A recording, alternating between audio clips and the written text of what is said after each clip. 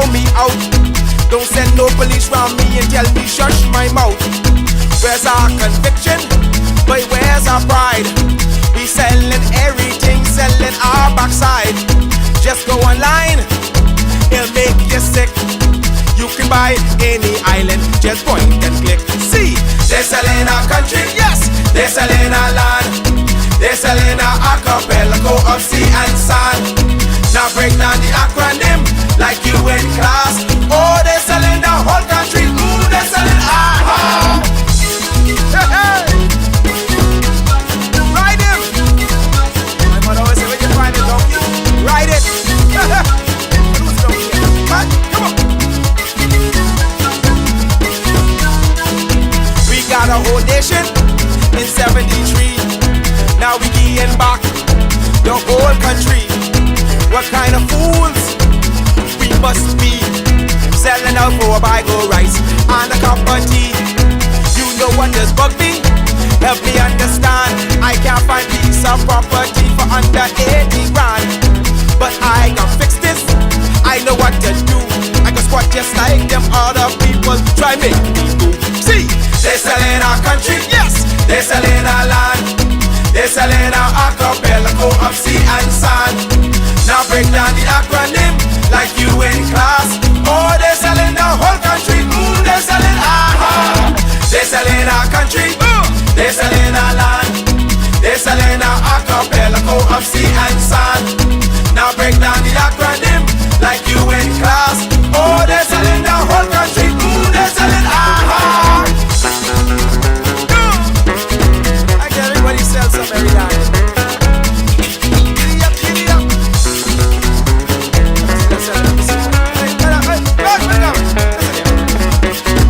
Come on. Oh, no. Let's go. Who's the donkey again? They're selling one island. Give away one key. What can be left for you and me? Is this the example? What's our kids to do? You want them have a sense of pride or go selling too? Cause they're selling our country, yes, they're selling our land.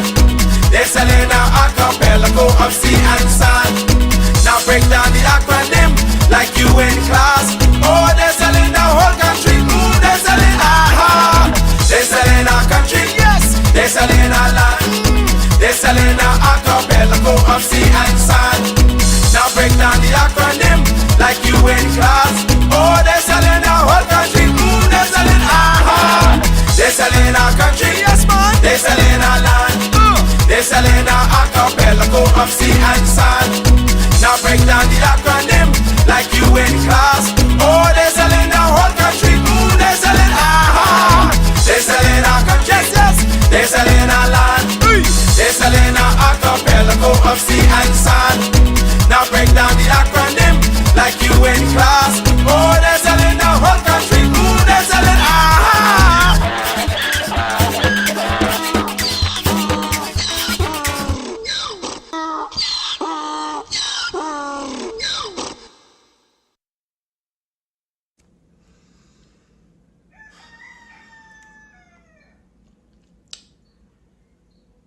It has almost been a solid week that I have not had running water where I live in Harbor Island. Sorry, Billionaire Island. I don't know what is up. That's above my pay grade. I'm pretty sure I'm paying someone else to deal with that, but at this point, I'm willing to assist because the way that basic utilities is a gift these days. Basic utilities, you know, what you pay for, like basic livable standards, running water, functional electricity or current, like we say in the Bahamas. It's almost like a gamble. Like, do we have water today? Yes, we do. Yay! That should be normal, girl. That should be normal. And one thing with me, I'm gonna keep it to y'all. I can give it to y'all real. I can tell y'all the good and the bad about living in the Bahamas. And I will say that these are the things that make us the third world country that we are. It's a beautiful place. It's luxurious. It's so expensive, but my lord, look at them dishes. I cannot use my good drinking water to wash no dishes, so I don't know how people with families doing it. I actually took a shower at a hotel last week because I just wanted water to run over my head, you know? I can't say what it is in case they catch on to what I'm doing. But for the past couple days, let me show you what I have to do. So what I have to do is put water in these gallon jugs. I have a ton of these, and I also have some in here. As you can see, they're empty. Cause, you know, I'm just a girl. I want bed, right? And listen, I offer dropping it low, but not to take a shower. I don't feel like squatting the bed. Like, life is hard enough. Life is hard enough. So yeah, y'all cousin over here in Bryland, waterless. Everybody waterless. So if you plan on visiting our Bryland, please make sure if you rent an Airbnb, they have some kind of water supply available to you. Because God forbid you go on the beach coming back salty. You could be miserable and itchy. I don't know what they plan to do. I'm just here to let y'all know what's going on. It's not giving billions. It's not.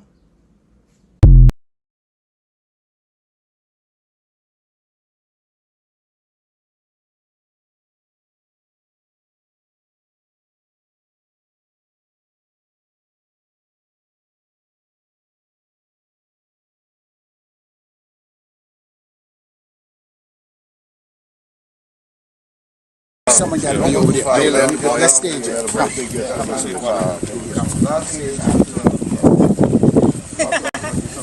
Oh, yeah.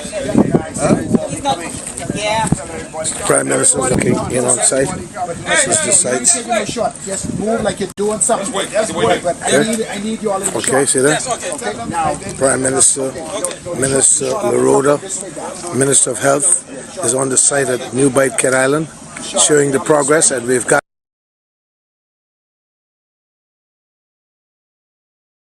Also right now, I'm going to show you, that's Bishop, who is the general contractor. He is explaining to the Prime Minister as we speak on the progress and the movement of what's going on here in New Bight Cat Island. In the legendary New Age terminal building in Cat Island. In Cat Island. The workers are here. Yes. Take the shot like this. Don't worry, you got the picture. Okay. There you go. No pose, no pose. We are doing it. Yes. Hear the noise of the workers. The thing is being informed with the minister. Both ministers are here with him. Yeah. Look at that. Jesus, look at this. And God good? Send that to me. Let me put a poster on that. Good. Good. Hey, Curly.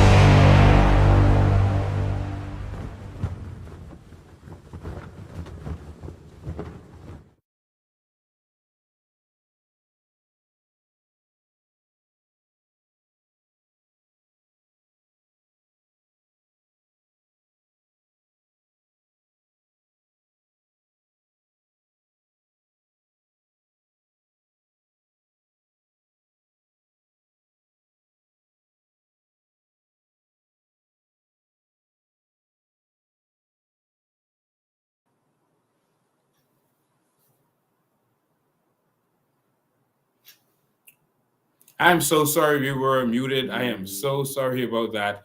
Ladies and gentlemen, thank you for joining us. This is going to be an interesting one for you today.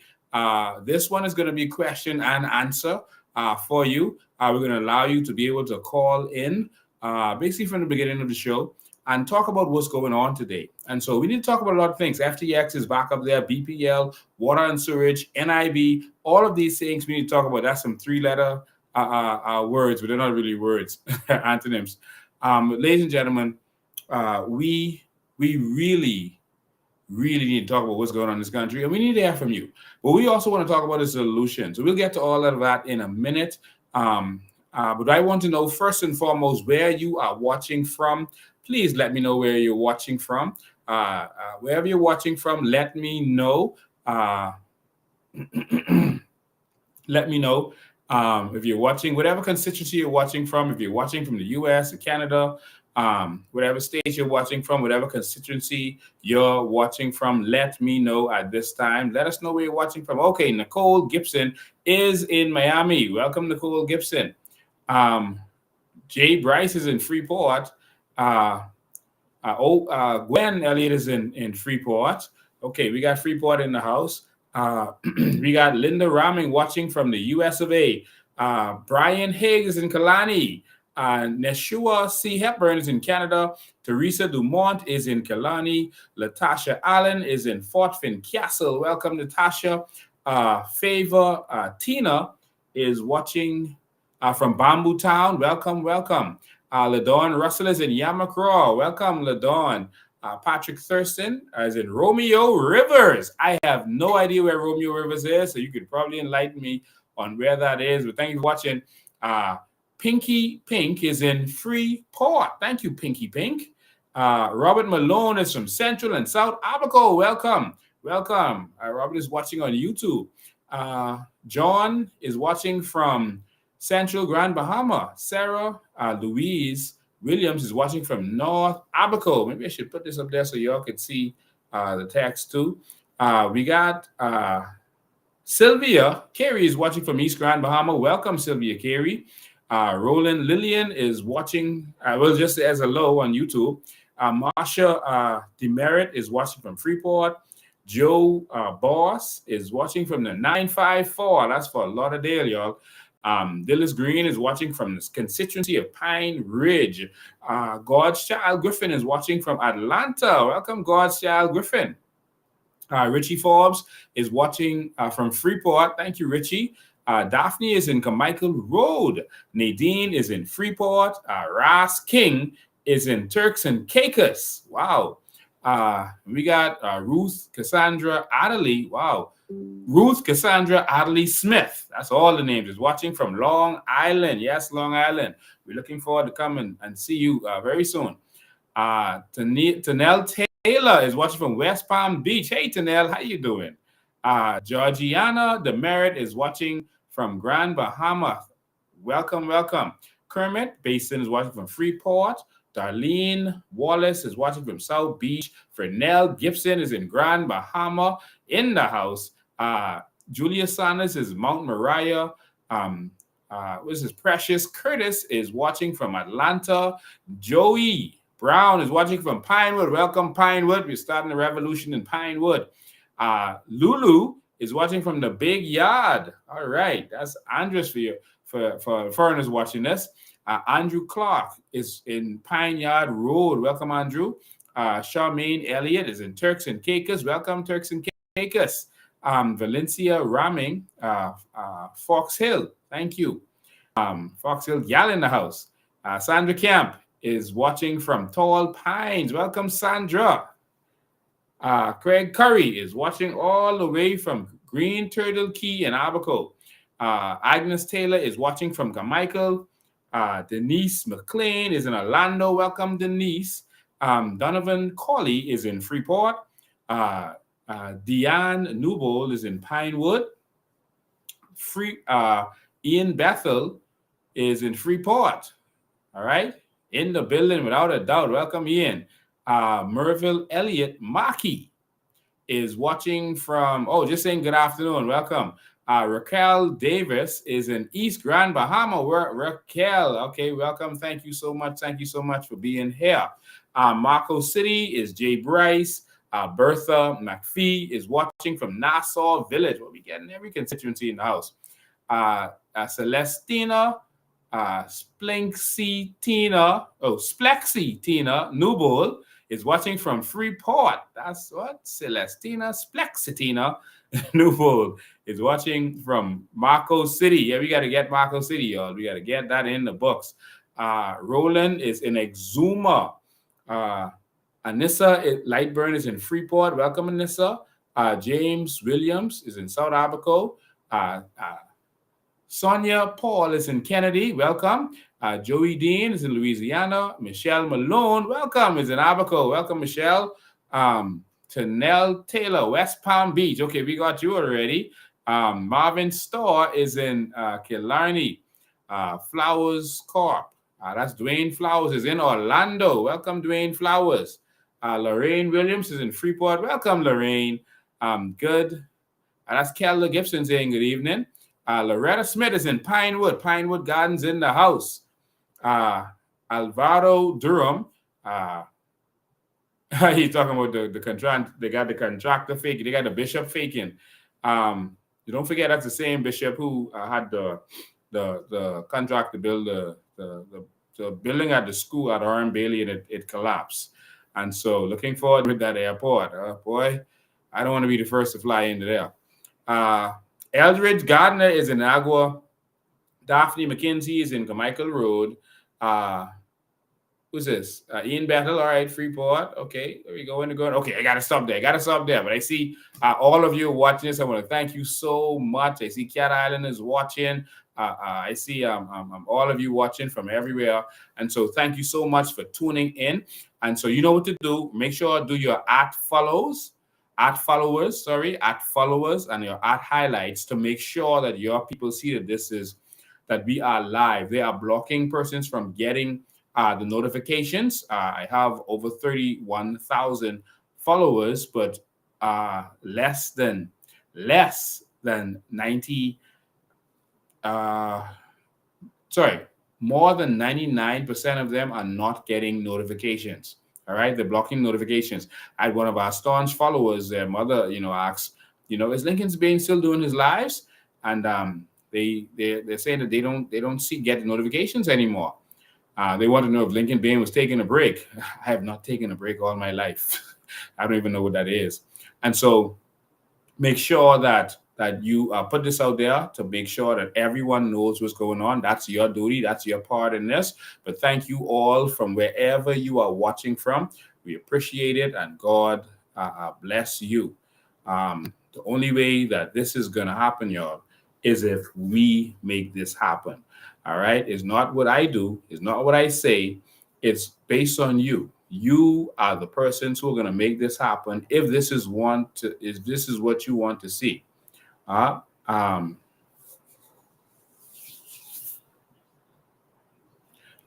Make sure of that. All right. So today we want you to call in and text in with all of your questions. Now, when you text in, it moves so fast that I don't get to see it, especially if I'm talking, I won't be able to see it. And so that's why we want to make sure that you get to be a part of this. Ladies and gentlemen, I want to congratulate our team who organized that walkathon this weekend. On Saturday, we had a very, very successful walkathon. It was amazing. And I want to thank all of you who were a part of that, who did what you had to do to make that happen, who contributed to making that happen. I want to congratulate everyone who were part of that. All right. You did an amazing job. We are proud of you. We want you to continue doing your thing. All right. Want you to continue. So God bless all of you. They walked from the Nio Plaza to, I think it was Central and back. And surprise, surprise. Many of you might not realize this, but there was so many young persons in this walkathon. It was mind-blowing. And it was very encouraging to see all of the young people who wanted to be a part of this. It was something to see. It was something else. So I want to congratulate all of those young people who were part of this. The turnout was great, but a lot of adults didn't take part. They sent the children to take part in the walkathon. Listen, adults, you got to walk too. And so a lot of kids were walking on this one. So again, I want to congratulate you. And so we had a huge turnout. A lot of kids were there. So congratulations on that. And so I think adults were there too. I don't know how many of y'all was walking. I see a lot of y'all in chairs. A lot of y'all sitting down. I hope all of y'all were walking. But I see a first prize here for this young person who was walking. So congratulations to all of you and to our Freeport team. You did a phenomenal job with our walkathon and South Out. Our South is always good. Our food is always good in the COI. And so congratulations you. All right.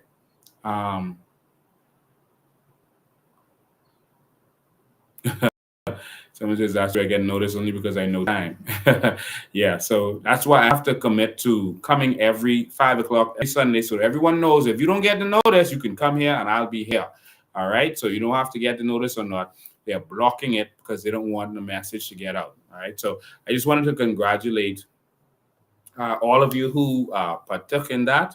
And thank you for supporting the movement. And to all those young people, we are so proud of you for coming on that walk and making the walk and for actually winning. For someone so young to actually win, that was actually phenomenal. All right, so thank you all for your participation.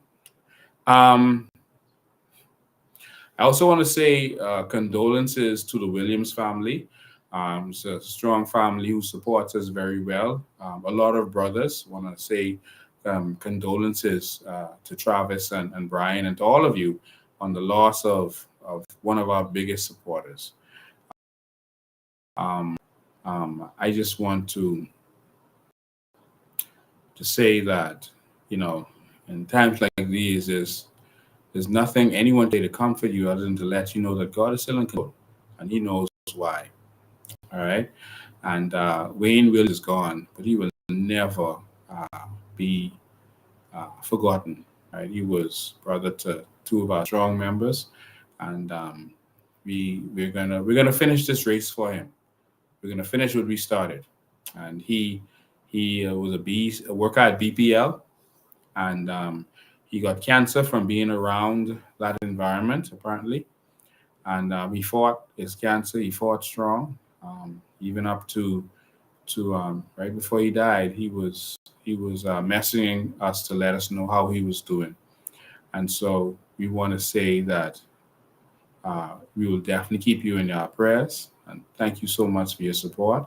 And we're going to finish this race for Wayne Williams.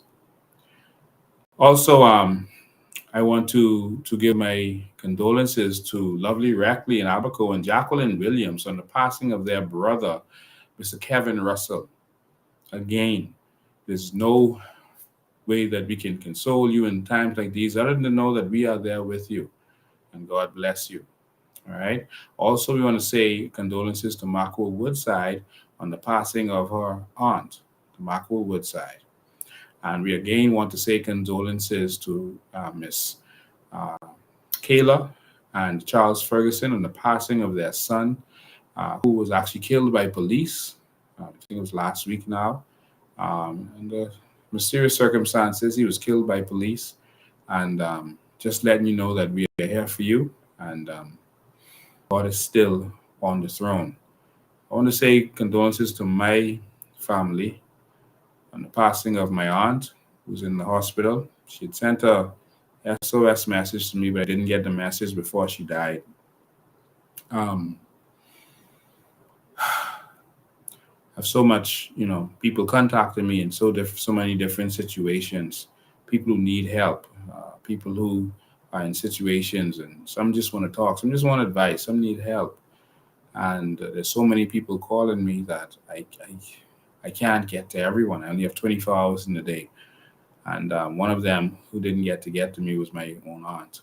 And she was in a situation in the hospital, and she was crying out, saying that she feels that she's going to die based on the service she's getting. And we're going to have one day very soon, where no Bahamian would have to die unnecessarily in our health system. We're going to fix this. I said Bahamians should choose to come together to fix this, or they may choose to keep getting what they've always gotten, which is nothing. But we're going to fix this, all right? So condolences to everyone. And again, a happy birthday. I got to spend the weekend with my lovely daughter. I want to say happy birthday to you, Beijing. 14 now, and that means I'm getting old. Can't believe my baby, the last seed from an Abraham bosom. I don't know how the old people say. I'm not old. I don't know how they say it. Y'all can tell me how they say it. Something like that. She is now 14. So thank you so much. God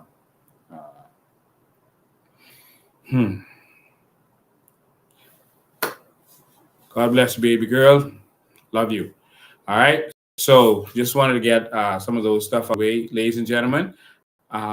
We got to fix our country, because Bahamians are dying every day, and people are taking this for a joke, and people are still celebrating, and people are following, political parties who only care about their party. And while Bahamians are going to continue to die and suffer and remain in poverty, because the role of both political parties, the PLP and FNM, is to keep you in poverty. All right, but we'll get to talking about all that stuff later, and then I'm going to open the phone lines. All right, so ladies and gentlemen, we're about to have our first council meeting, and so I'm just announcing it to everyone out there. Don't say I didn't announce it. We're having our first council meeting. Our council meetings are going to be on every last Thursday of the month. That's what the executive voted as the date. The last Thursday of every month is going to be our general council meeting. That's for our council members. So if you are a council member, you're going to be notified by tomorrow.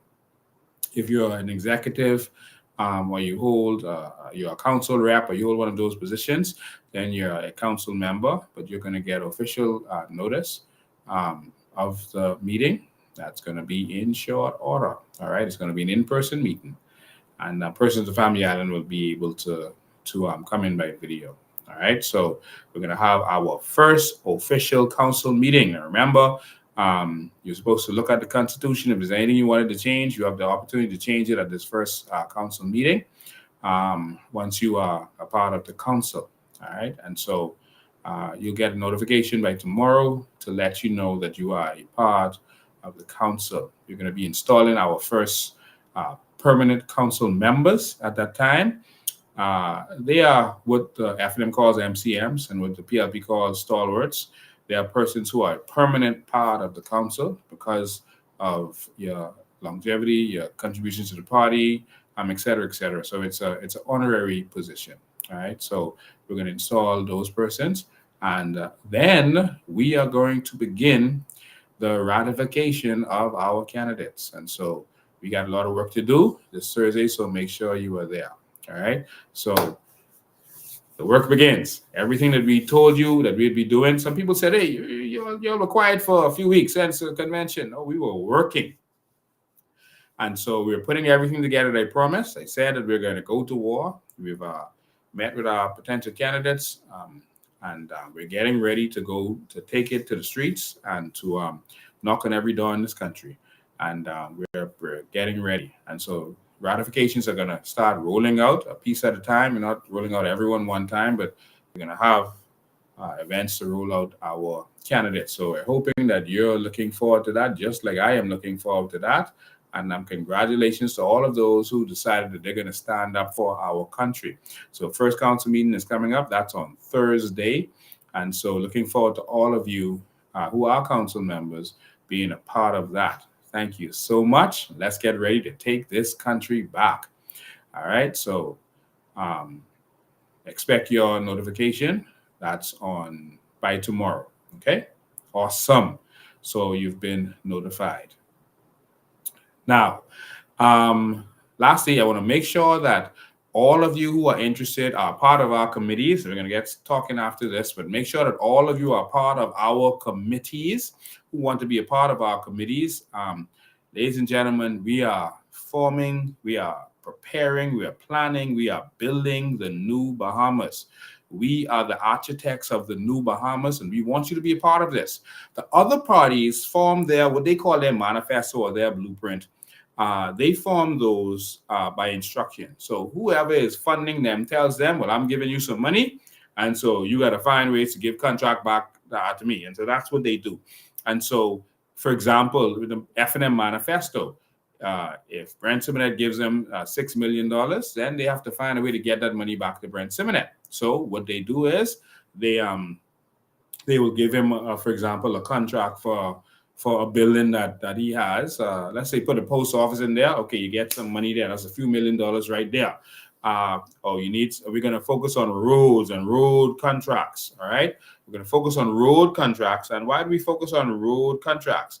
We're focusing on road contracts because he's in that business with Bahama Hot Mix, and that's what he wants. That's what he wants us to do. And so these are the kinds of things that they focus on. And this is why the country is in the situation that it's in, because they only look for ways to pay back and to make payments to their funders. All right. And so we're gonna make sure that we change this in the new Bahamas. All right. So looking forward to bringing that change. But with the new Bahamas and with the COI, it's going to be different. How is it going to be different? Well, we're not going to be beholden to anyone, because we're not looking for anyone to any oligarch to fund us. We are going to make this happen on our own, because that is what we know that we can do. We can do this. And so we're going to the people. We're going to the people for funding, and we're going to people for the ideas. So this is going to come from the people. This is a true people's movement. That is what this is. This is not a movement of oligarchs and those who just want to rape and rob this country. This is a movement of the people. A movement of the people. Simple as that. All right. And so you can go to our website. And you can contribute there from our website. All right. Just go to our website, and let me pull it up for you and show you what you need to do. So we're going to get all these announcement stuff out of the way in a second.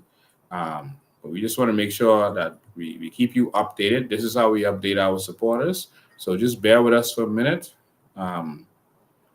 while we make sure that our supporters know what they need to be doing. So let me pull that up for you. So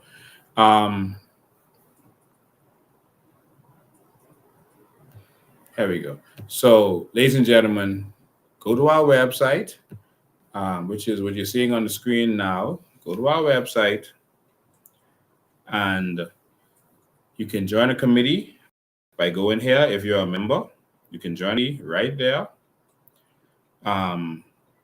Or you can go to the think tank, and this is where we want you to go. Go to the think tank. We are building Vision 2025, and you can contribute to the think tank. All right. This is going to be major. This is going to be phenomenal. And you have about, I think, 28 areas here that we're going to be discussing, that we're going to be planning for. And we want you to be a part of this. All right. We want you to be a part of this. All right. So I'm just going to give you some updates on that. Listen, we have had so many people come forward to be a part of our think tank. It is amazing. It was humbling to see how many of you have come forward. Not one area of that think tank, of those 28 areas, not one of those areas have less than 11 people who are interested in it. We have areas with over 30 persons where persons want to be a part of it, and some even more. And so we want to thank you for that, for your participation. And so I'm gonna kind of let you know what the scheduling is going to be now. Just give me a second. Just give me 1 second, and I will get that for you, so that you know exactly what it is we'll be doing.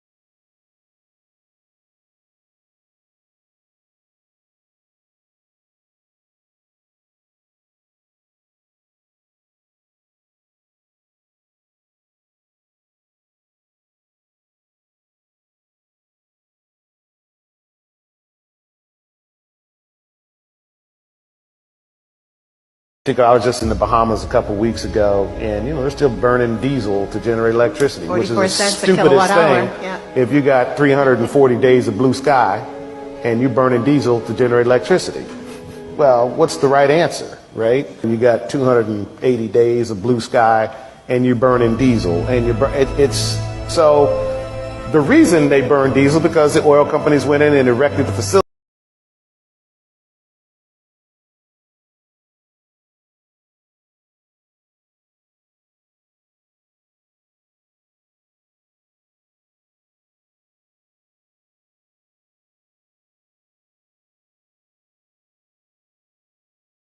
I mean, it's just basic. It's stupid. Thinking about this, I'd be moving down there right now saying, hey, listen, let's generate our own electricity, right? I mean, it's smart. And that's what I'd go do. I'd make it photovoltaic, and I'd create the sort of power plants that are actually, economically beneficial to the owners of those plants, which should be people in this room who are owning those plants, as opposed to other people that are, making them buy diesel from Exxon or Venezuela, wherever it is. I mean, that's what I see the opportunity is.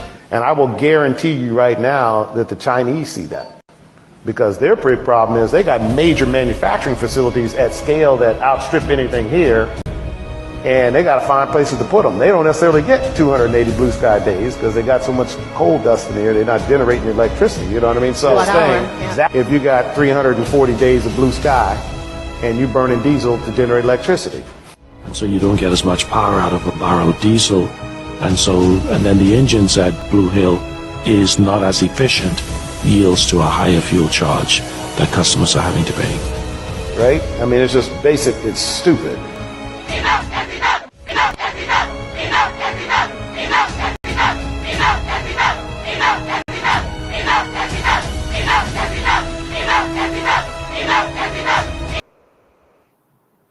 Ladies and gentlemen, thank you. Sorry, we had some technical difficulties just now, up and running. So thank you so much for your patience and for being here.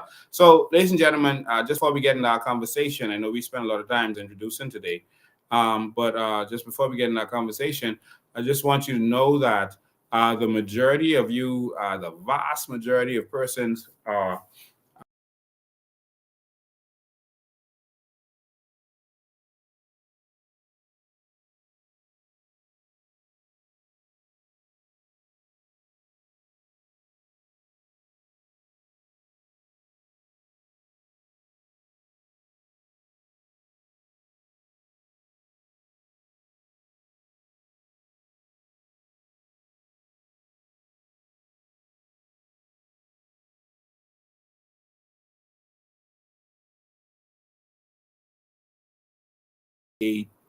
weeks in order to get that done.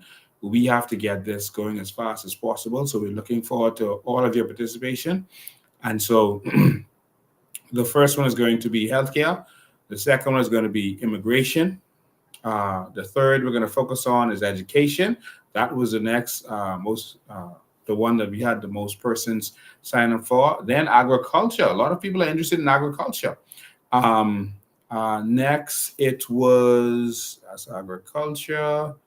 Next, it was crime. Crime was the fifth. The sixth was good governance, and so that will be the next one after that. The seventh is tourism. Interesting. So the seventh is tourism. And the eighth one, and so again, we are doing this in priority of what we had the most people sign up for. Next one is national security. After that is land reform. Land reform is the next one. That's a major issue in this country that we are going to make some serious changes in. And then, so I'm not going to list all of them. It'll take too long. But what was very interesting is the professionals that have come forward to be a part of this. And I just want to thank you. The amount of professionals that have come to bring their expertise in this. And again, you can participate in as many of these as you want to, and you don't have to be an expert in that area, because you can like to travel and know about tourism, and you could have experienced something in other countries that you would want to see in our country. And so you can contribute that. You don't have to be an expert at all. But we are also attracting experts in different areas, and that is also good. And so you might have want to see some change in healthcare. You don't have to be a nurse or a doctor or a technician. No, you've been in a hospital before. You've needed healthcare before, and you may have some good ideas for what we need to see.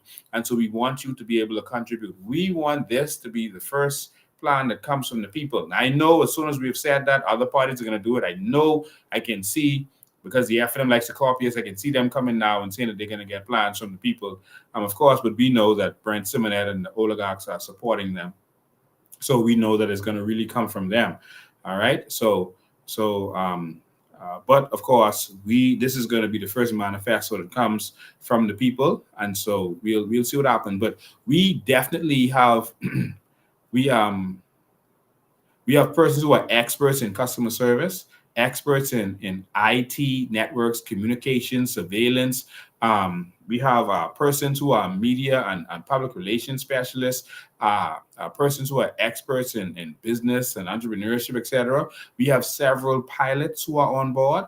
We have persons who are captains, boat captains, and other persons in the aviation industry. We have persons in the hospitality industry, experts in hospitals. Also, we have contractors, persons who are experts in agriculture. All right, this is phenomenal. We have educators. I mean, a lot of educators and teachers are serious about a new Bahamas. I guess they're thinking about those children that they are teaching. Persons who are in the taxi and tour business, and remember in transport, we want the bus drivers. So if you know some bus drivers or whoever, let's get them talking, because we are going to have a new kind of system. We're going to talk about all this stuff as we get going. I'm sorry for this long intro today, but we got a lot to talk about and a lot to do. All right. And so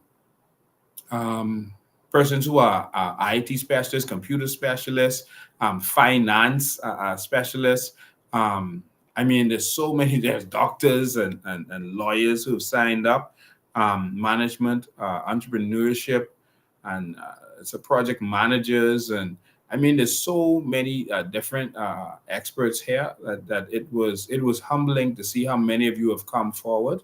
I mean, people who were certified in the dental industry, somebody who's a master's in law, 35 years experience. I mean, in crime, criminal investigations, etc. It's just overwhelming. People who are experts in political science. We have several chefs on board, and it's so interesting that these chefs are interested in agriculture. And I hope that's because we want to be able to create a different kind of food for our people. Our hospitals are going to serve healthy food. That's first and foremost. Our hospitals are going to serve healthy food. Our schools are going to serve healthy food. You may not be able to afford to eat healthy food at home right now, but guess what? In New Bahamas, your children are going to get served healthy food on a daily basis. Healthy food, free of charge. All right? They say we always promising people stuff. Why can't we? United States of America, they feed all of their children every day. All right? They could eat whatever they want, but the option is there for them. But we need healthy food in our classrooms, in our hospitals, et cetera, et cetera. And so we're looking forward to several chefs that are on board with this, and all of the educators and all these real estate experts and persons who have had road contracts who want to now work with us. You have a surgeon who is on board, breast surgery and other stuff. And so we have a surgeon who is on board, and a lot of financial experts. So ladies and gentlemen, we're looking forward to all of this. I'm proud of you Bahamians who want to see the next Bahamas and who are ready to go. You know, I'm watching the F&M convention, and I'm seeing, you know, these people who still want to continue with the old way. You know, people lined up, hopefully they can now get contracts, et cetera, et cetera. And some people who just, you know, feel that, you know, you just need the PLP gone, and, you know, that's they feel that's the only way. But that's the way for us continuing to go back in time. For us to go back to Brent now being in control, full control. See, Minnis could have held him at bay a little bit. Ingram could have held him at bay a little bit. Pintard is a pure puppet. But anyway, we'll talk about all that later. I just wanted to get all of these things out of the way. So now you see it. Come on and be a part of what is going on. If you have a son, someone who's in college that may have expertise or studying these different areas, tell them to come be a part. So go right to our website and sign up, and we'll be I'm good to go. So thank all of you for participating, and sorry about this long introduction today, but we had to touch on all of that stuff before we get started. Ladies and gentlemen, let's talk. Our country is in crisis. Our country is in a serious crisis, and we don't know what to do. All right. Well, when I say we, I mean the government clearly doesn't know what to do. Are we going to continue with that, or it's time to move forward? Let's talk. Let's talk about these different things. Now, FTX is back.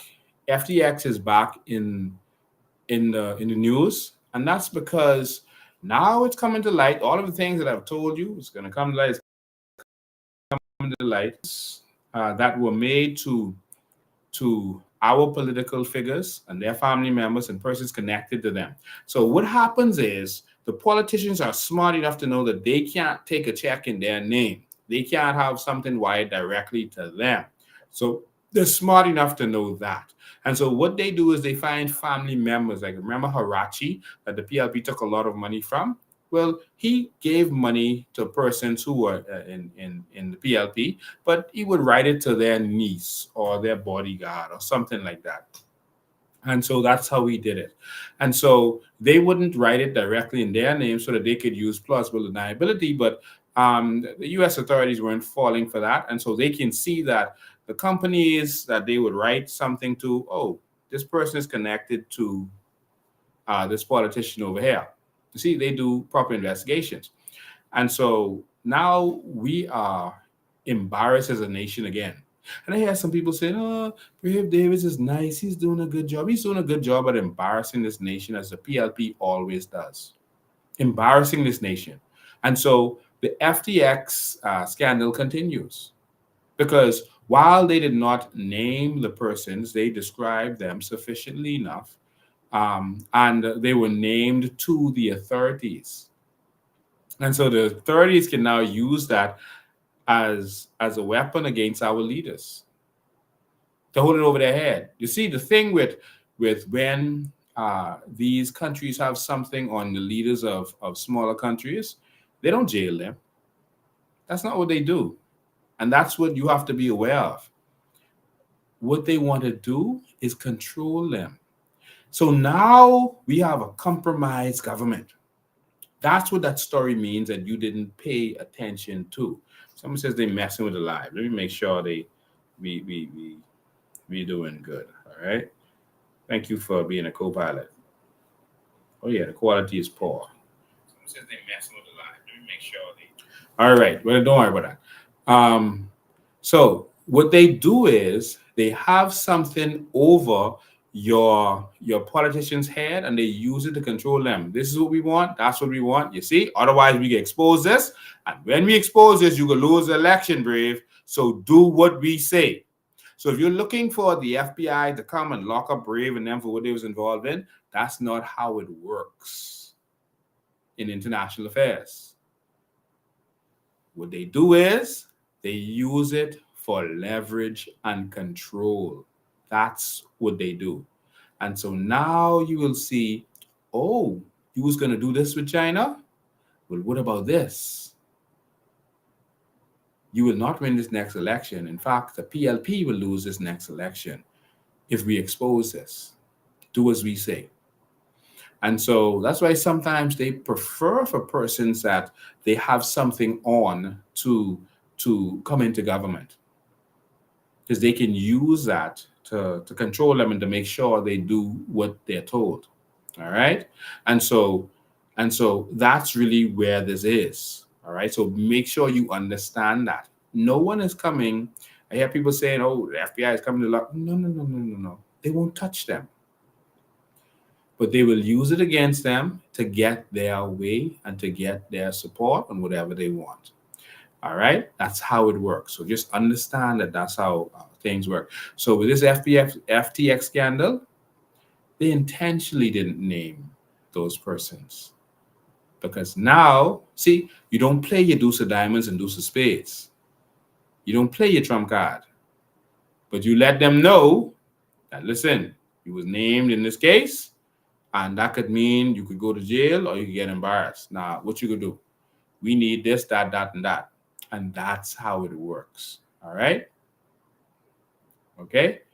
That's how that works. And so, yeah, so that's how that works. Let me make sure my phones are not on silent, because I'm going to open the phone line as I continue to talk. So you could call me on any one of these devices. All right, perfect. All right, so the phone line is open.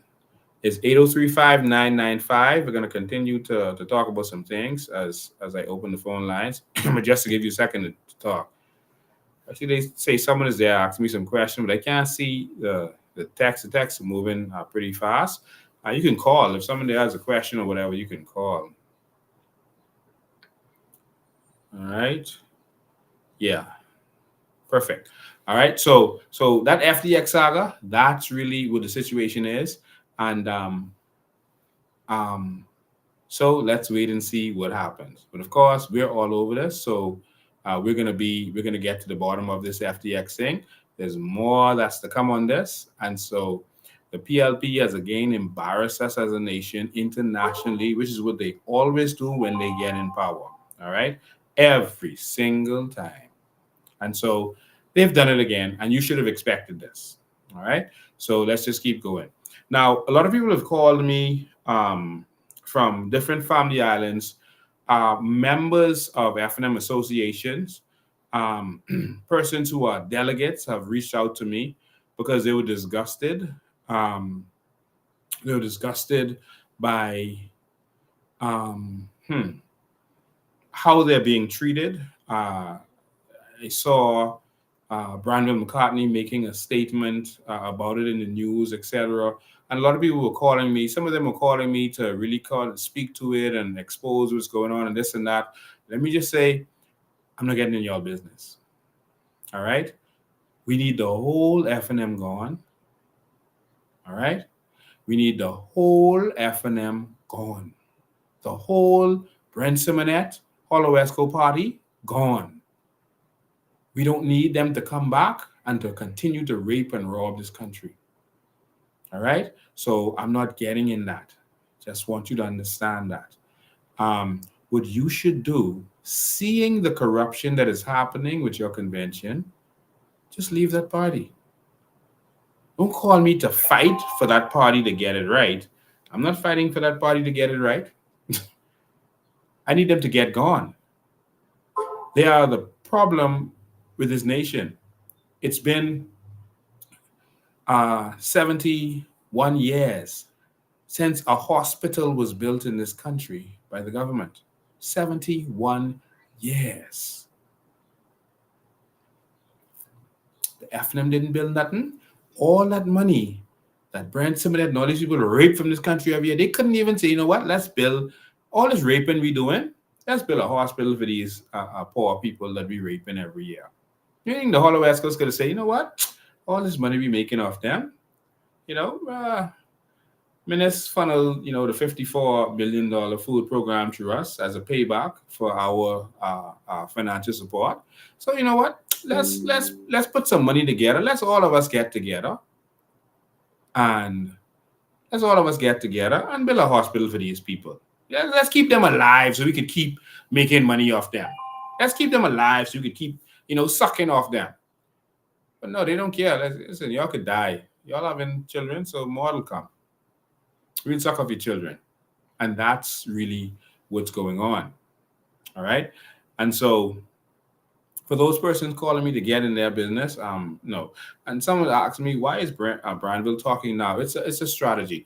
There's a lawsuit right now with Richard Johnson against Michael Pintard, the leadership of the F&M. And so there was an injunction that F&Ms cannot speak ill of each other until the court case is finished. That was a strategy by this dictator mindset that Pintard has. He wanted that. All right. So that means F&Ms can't criticize F&Ms. So what they have to do is get someone who is not an F&M to criticize what they're doing. You see? And so what Minis did was, instead of him talking or one of his F&M colleagues talking, he got Brandville, who is not an F&M, to talk. All right. And so I just want to make sure you understand what's going on, because, we don't want you to get swing with this stuff. And so that's why they pick Brandville to do the talking, because if something goes to court, they can say, oh, Brandville is not an F&M. And so that's the trick.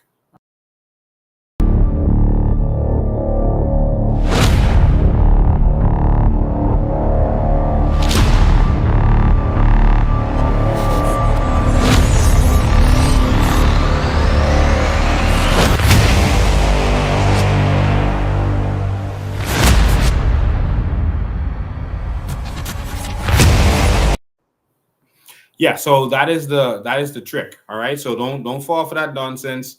That's what they're doing. Someone says, another sellout, it really takes a lot to stand firm in this situation. Pintard is making a lot of offers and promising everyone everything. It was like when Minis was coming in, he was showing everyone, you see, every election they swing back and forth. I got next. I'm going to make you ambassador. He had like 700 people he promised to be ambassador, every position in the world, promised contracts, money, everything. So now Pintard is doing that. And then there are a lot of people, you will see them showing them their faces. They feel like, you know what? It could swing back to the F&M. So let me put myself in position to make some money for me. I ain't worried about the people no more. I'm not worried about this fight. Let me put myself in position. And it's difficult when, you have needs. You have your mortgage is due, your child in college, your business isn't doing well. It's hard to stand up for country. and they make that sacrifice, especially when you're going to be there and be ridiculed, and people talk about you, lie on you every day, and make up stories, and then people believe them. And so it's really hard to stand and fight. And that's why I want to congratulate everyone who's a part of the COI and who decided to put country over self, all right, and not party. And so you're going to see these people who are going to want to come and be like little leeches and suck on to the FNM because they feel they're getting next, and they're going to get something for them and their families. And then the country is going to suffer. And so we call on all of you to be strong, and let's keep going. All right. So with that stuff with the FNM, it's shameful that they were calling for, what do you call it? Branch elections after the convention was called, and some people from Andrus called and different other places, and they were like, they're changing, they're sending different names, and some people were even saying, like in Abaco, if you don't support Pintard, you have to find your own transportation, find your own way to get the convention. And man, I'm not getting in that. I have no interest in getting in that. But if you really cared about the country, you should back away from the FNM and join a party that is fighting for the Bahamian people. It's simple as that. I can't say it any differently from that. All right, just move away from the FNM. The party has done enough damage to this country. It's simple as that. All right. So yeah. So moving on to the next thing that we're talking about. And the lines are open, 803-5995. You can call at any time, 803-5995. Next to BPL. You saw that video. I feel it's so idiotic that the majority of the money generated by BPL is going to foreigners. It's going outside of this country, and then to the FNM and PLP because they own, Focal and whatever else, Sun Oil, etc. That's ridiculous. That's the only reason you have a failing BPL.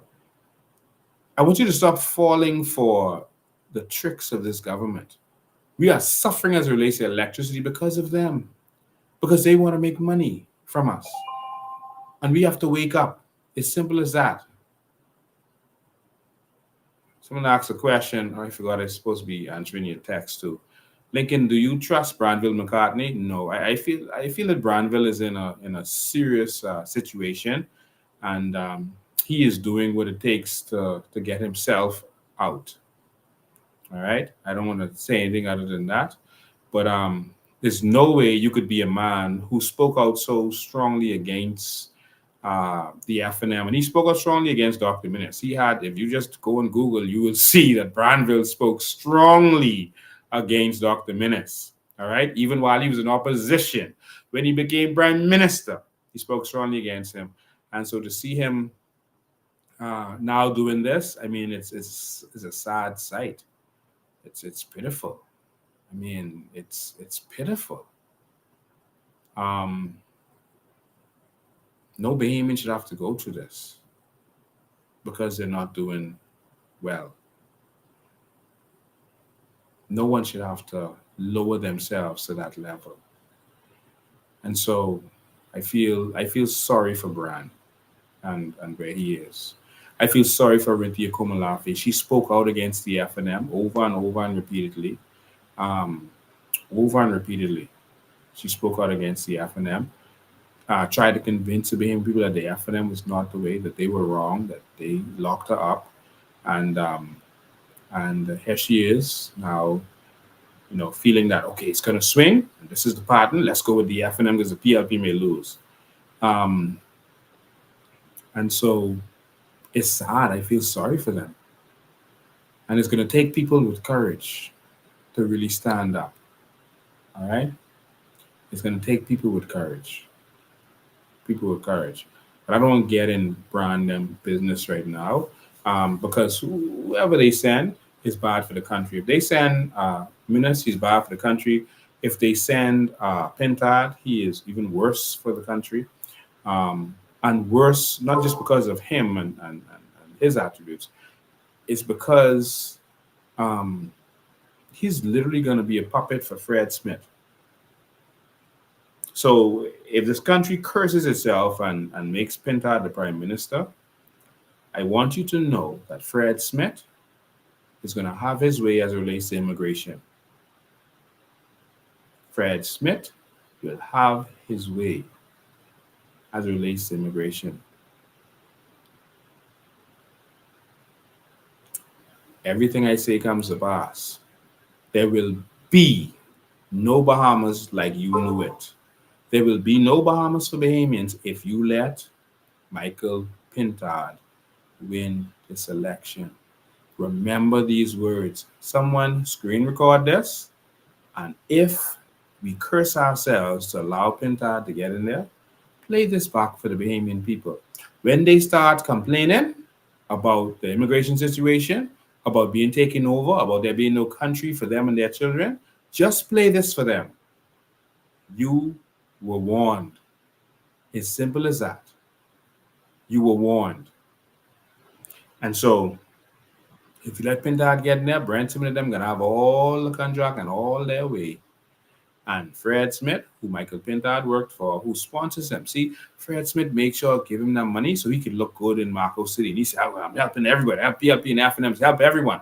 Well, Fred Smith, them, that is them paying to make sure that they get their man, their puppet, to be in that prime minister's seat so they can have their way. So they don't mind paying to buy out everyone in Marco City. They don't mind paying for that. All right? So, remember, listen or you feel. As simple as that. All right? So, just wanted to get that out of the way. And again, your questions, I'm available. So, 803-5995 is the number. Or you can, I can see your text at this time. All right? So, back to the BPL situation. We need real transformation. We're going solar. You know, I was driving through Orlando this weekend, and I saw a solar field. Man, this solar field was going for miles. I mean, it's like, and we got so much sun. We got so much sun. Wow. And just because the politicians are making the money from this, nothing for us. Just lack of service. Let me show you a mystery. All right? Let me show you a mystery. They say 2 generators down right now. If we go solar, there will be no generators. There will be no generators with parts to break down because it's solar. You'll have energy storage and they'll have direct power from the sun. But they make money from the fuel and they make money by buying replacement parts. So that's why they want to continue to do what they're doing it the way they're doing it. All right. So I'll leave that there. Someone is telling me that there's a guy on here who was saying that he met with me and gave me some information or proof of 6 men being killed. Let me just make this clear for you. No one gave me any evidence of any 6 men being killed. All right? Let me make that clear to you. No one. There's a young man I did talk to that said he had some proof of something. I talk to people every single day, all day. That's what I do. I'm always on the phone talking to people, getting information. But I think you would know me by now. I don't touch anything that I don't have evidence of. No one gave me any video that's any proof of no 6 men being killed or any evidence. All right? That is not the case. I mean, I don't even answer stuff like that. That is not the truth. All right. I talk to people every day on a daily basis. And if you don't have proof of what you're saying, Lincoln Bain would never repeat that or go anywhere with that. Never. That would never happen. All right. So just want to make that clear. All right. So, there was a young man that talked to me, he WhatsApp me some screenshots or something, then deleted the WhatsApp right away. But again, I never got any proof of anything. And I don't talk nothing that I don't know and that I haven't investigated. So just want to make that clear. All right, because I hear that keep coming up and I ignore that. But they're telling me that someone was saying that on here. I don't see it, but they tell me someone was saying that on here again. So for that person, no, my brother, whatever evidence you have, it's simple. Present it to the Bahamian people. You always go live and present your evidence. If you have some evidence, just go live and do it. But I don't deal with anything that I don't have proof or evidence of. When you see me open my mouth, no one is able to challenge me. Over 20 years calling their names, talking their skullduggery up to my last live about the Minister of National Security and the lady and the young man who's locked up with the guns and ammunition and drugs. When I know what I'm saying, I open my mouth. So don't call me and tell me to say nothing or whatever and think I can just repeat that because you tell me to say that. Good evening, you're live. Good night, Mr. Bain in the Bahamas. How you doing, man? All is well, buddy. All is well. To comment on what you're saying, do you know there's a key off of Abaco owned by one of the cruise ships? And I worked for this key. And where our government is so lost, you know this key doesn't use BPL or water and sewage. What? So what do they do? This key runs off a generator and solar, and 80% of solar. Wow. When the sun rises in the morning, generators cut off and solar run all day. When the sun goes down, about 2 hours after the sun goes down, 1 or 2 generator runs and run the whole key. Wow. And this key has a capacity of about almost 1,000 persons and AC on 24/7. Wow. Key has its own reverse osmosis system, water running 24/7. We need leaders with vision, man. We don't have no vision, and that's why we're in the situation we're in. Yeah. This key so foreignized that this key people drive on the right. Yeah. Yeah. I thought the law in the country you drive on the left, but this key you drive on the right. Wow. But I can send you the information. You need to visit this key, man. This key has something really good going. The solar system there works perfectly, and it saves them so much money. And if we could put something in place like this in this country, man, listen, we would save money with water and sewage and BPL. But what I've been telling persons is we have leaders one of these organizations to fail so they can have second-hand party comes in and make kickbacks off these people, off the Bahamian people. Yeah. So we got to wake up, man, and see the smoke and stop playing around, man. These people got us in the situation we're in because we allowing it. Yeah. Yeah. All right. Thank you for your call, man. My call, man. All right. Appreciate it. It sounds like he works at Castaway Key. Or he's talking about Castaway Key. Let me see if I can get a couple of your comments here. All right, so someone says we cannot change the issues in this country until we change this constitution. All right, so I just want to get, and Clothesline says we need to meet up soon. Listen, I'll meet you anytime, man. I love talking to you. You are a brilliant young man. Actually, I don't know if you're young or not, but you're a brilliant young man. And you cuss a lot, but if you listen to their words, put that on the side and listen to their words, they're always on point. Boy, they gotta be some police or investigator or something because they always know what's going on. We need more Bahamians to stand up and start talking. There's a comment here by Keno Lockhart. I'm wondering if this is Keno Lockhart who ran for DNA in the last election for the DNA in Beantown. But he says, a great comment. We cannot change the issues in this country until we change this constitution. Good comment.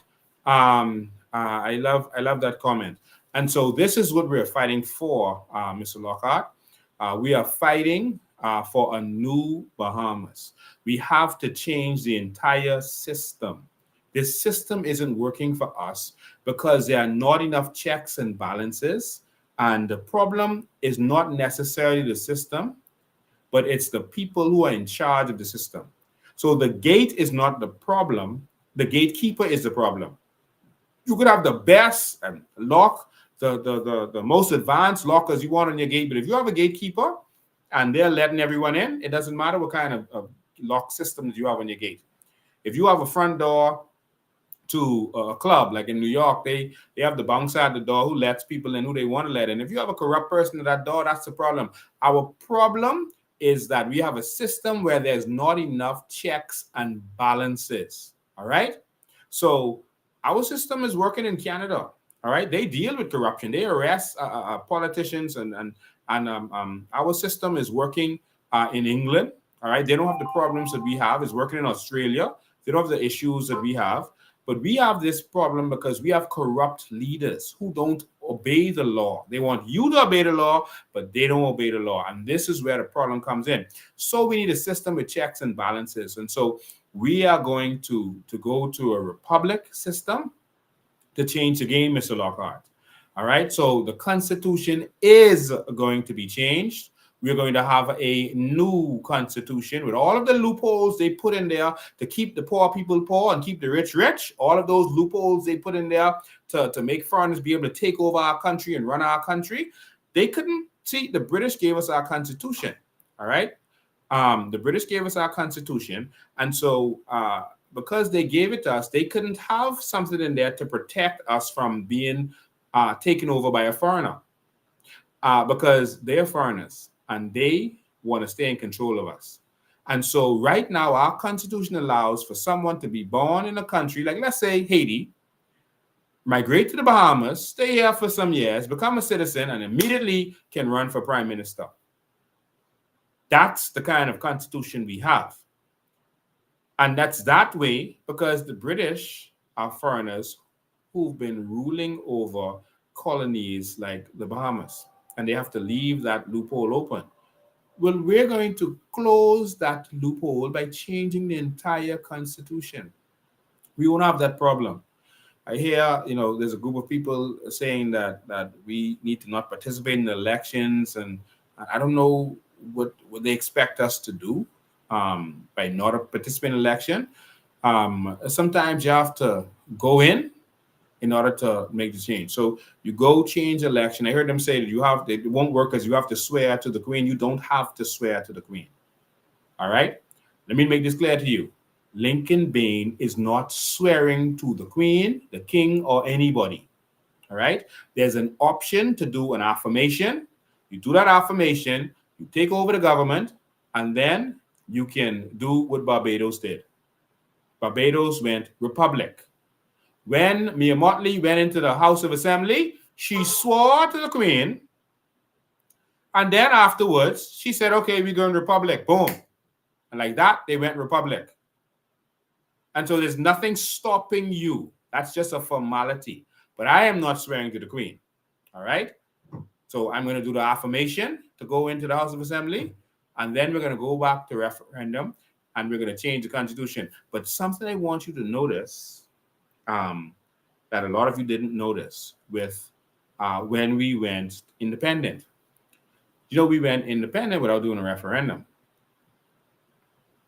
You notice that? There was no referendum, and we just went independent. And that's because the majority of people didn't want independence, and people didn't know it. Before election, people were afraid. Before election, they asked him if we're going independent. He said, no, we're not doing independence. And then he did it without a referendum. Good evening, you're live. Come on, you're calling and asking real questions, man. Let's have a discussion today. We got over half hour more. Let's have a discussion. Good afternoon, you're live. Good day, How you doing? Good day, Mr. Ben. How you doing? Awesome, man. Okay, I just wanna ask a question, right? And something I've been observing, right?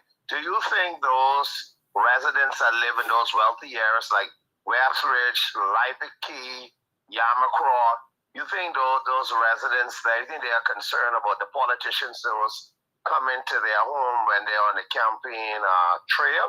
No, they don't care to see them. They don't care to see them. So why with the behemoths that live in the grassroots areas, why do they say, oh, I haven't seen my MP, I ain't seen me, and some of them haven't seen their own family residents for 10 and 30 years? Why is that? It's a culture. They want to be able to see the MP to be able to ask him for something in some cases, or they want to feel like they did their responsible duty by saying, I talked to this man and I'm voting for him because I talked to him, which really still is not the case because they just vote for party in most instances. Well, they have been. And so that's just been the culture. They want you to come to their door. And if you don't come to their door, well, I know you, so I ain't voting for you. But in America, Obama can't knock on every door. In England, you can't knock on every door. But that's the culture here in the Bahamas because it makes you feel like a responsible voter. But that's the culture. All right. So it shouldn't be. I hope it changes. Because otherwise, they could just keep calling snap elections, and then a new party don't have time to touch every door. And so, yeah, you know the rest of the story. Okay, then, Mr. Ben. Thanks for your call. Come, your call with thanks. That's a good question. Come call with some intelligent questions now. Let's have a conversation today. All right. So, we have to change our thinking. So back to what we were talking about. I heard some person saying that the Constitution is invalid, is unlawful, that we don't have a Constitution. That is not correct. We have a Constitution. They were saying that it was not enacted. It doesn't matter. That's not how the law and conventions work. All right. I just want to make that clear to you. All right. England does not have a written constitution. And this is one of the first things they teach you in constitutional law. All right. England does not have a written constitution. They don't have a constitution. England, who we are under. Oh, the phone is ringing and this is on silent for some reason. Good evening, you're live. Yes, we're live. I'm awesome, man.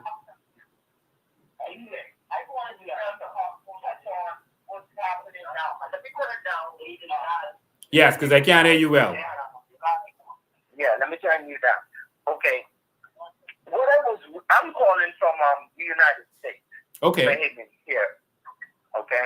I'm headed on home. But what I wanted to ask is the ongoing issue with FTX now in the public domain. Right? Yes. As I've seen that they have mentioned about 1,500 Bahamian persons involved and some officials. Okay? Those names I've seen Ryan Tinder at the very top and, the Prime Minister and so forth. What is the reason that this government, even after about 2 years, has not provided investigators and liquidators of the information relative to what they did with our exchange commissions in the Bahamas? Why is there so much cover-up of that issue? You mean in the U.S. or in the Bahamas? In the Bahamas. Okay. You know why there's cover-up? Because this government courted FTX. I believe that Sam Bankman-Fried knew he was in problems in Hong Kong where he was. And he realized he was in problems because the product that he has didn't have any backing. All right, it had nothing behind it. And so they created these tokens that had nothing of value behind it. And so a lot of their value was based on nothing, on fake tokens that they could print at any time. And when he heard all this talk about carbon credits, etc., in the Bahamas, he approached this government and started talking to them about carbon credits and trading it on his platform. Now, you remember that before election, this government and the previous government, FNM and PLP, was saying that carbon credits aren't real. Don't listen to Lincoln Bean. Meanwhile, both of them were negotiating with this Sam Bankman-Fried person, and the PLP was telling him they're going to turn over all of our carbon credits to him, the billions of dollars worth of carbon credits. And then they eventually, and I told everybody this, not about FTX, but that they were going to take this and try to use it for themselves. And they took it. And after election, they created this carbon credit law, put it in the hands of the prime minister and under control of the prime minister. This thing that they said wasn't real. And they were saying, they announced that they were going to give it to FTX to trade on their platform. And so that means that they were going to take all of our carbon credits and give it to him. And he, of course, paid some monies to officials in the Bahamas to be able to get that favor. And that's what I was telling everyone while this was going on. Do you think that Sam Bankman-Fried is known for paying off politicians around the world, paying off politicians? You think the Bahamas and the PLP government would be the only government in the world, not in the world, you know what I mean? The only government he dealt with that he didn't pay off? The Bahamas now, brave them, you know they got payoffs. And so they have to cover their tracks and cover their trails because they were caught. You understand? And so that is why all this cover-up has happened. I showed all of the evidence while this was going on. I showed how he was able to come here without any qualification or classification. Hold on. This is an important call. Let me just deal with this. Daddy girl, I love you, but I'm doing my live now, okay? All right, love you. So that's my baby girl. I'm sorry, I had to answer that. So they have to cover their tails, you see? And I showed the evidence how this man came here and opened this whole company, and he had to produce nothing to show his qualification. You, as a Bahamian, opening a coconut stand, have to show the government more than he had to show. It's almost like they just did this to benefit him. You see?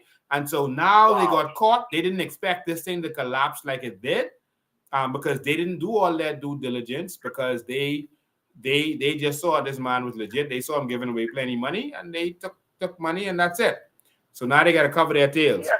But it's going to come back to haunt us, not the PLP, us, because those big countries don't go after the leaders. They use it. They use whatever they have on them to control them. So they ain't gonna touch Brave, they ain't gonna touch the PLP, but they can use it to control them, all right? Right.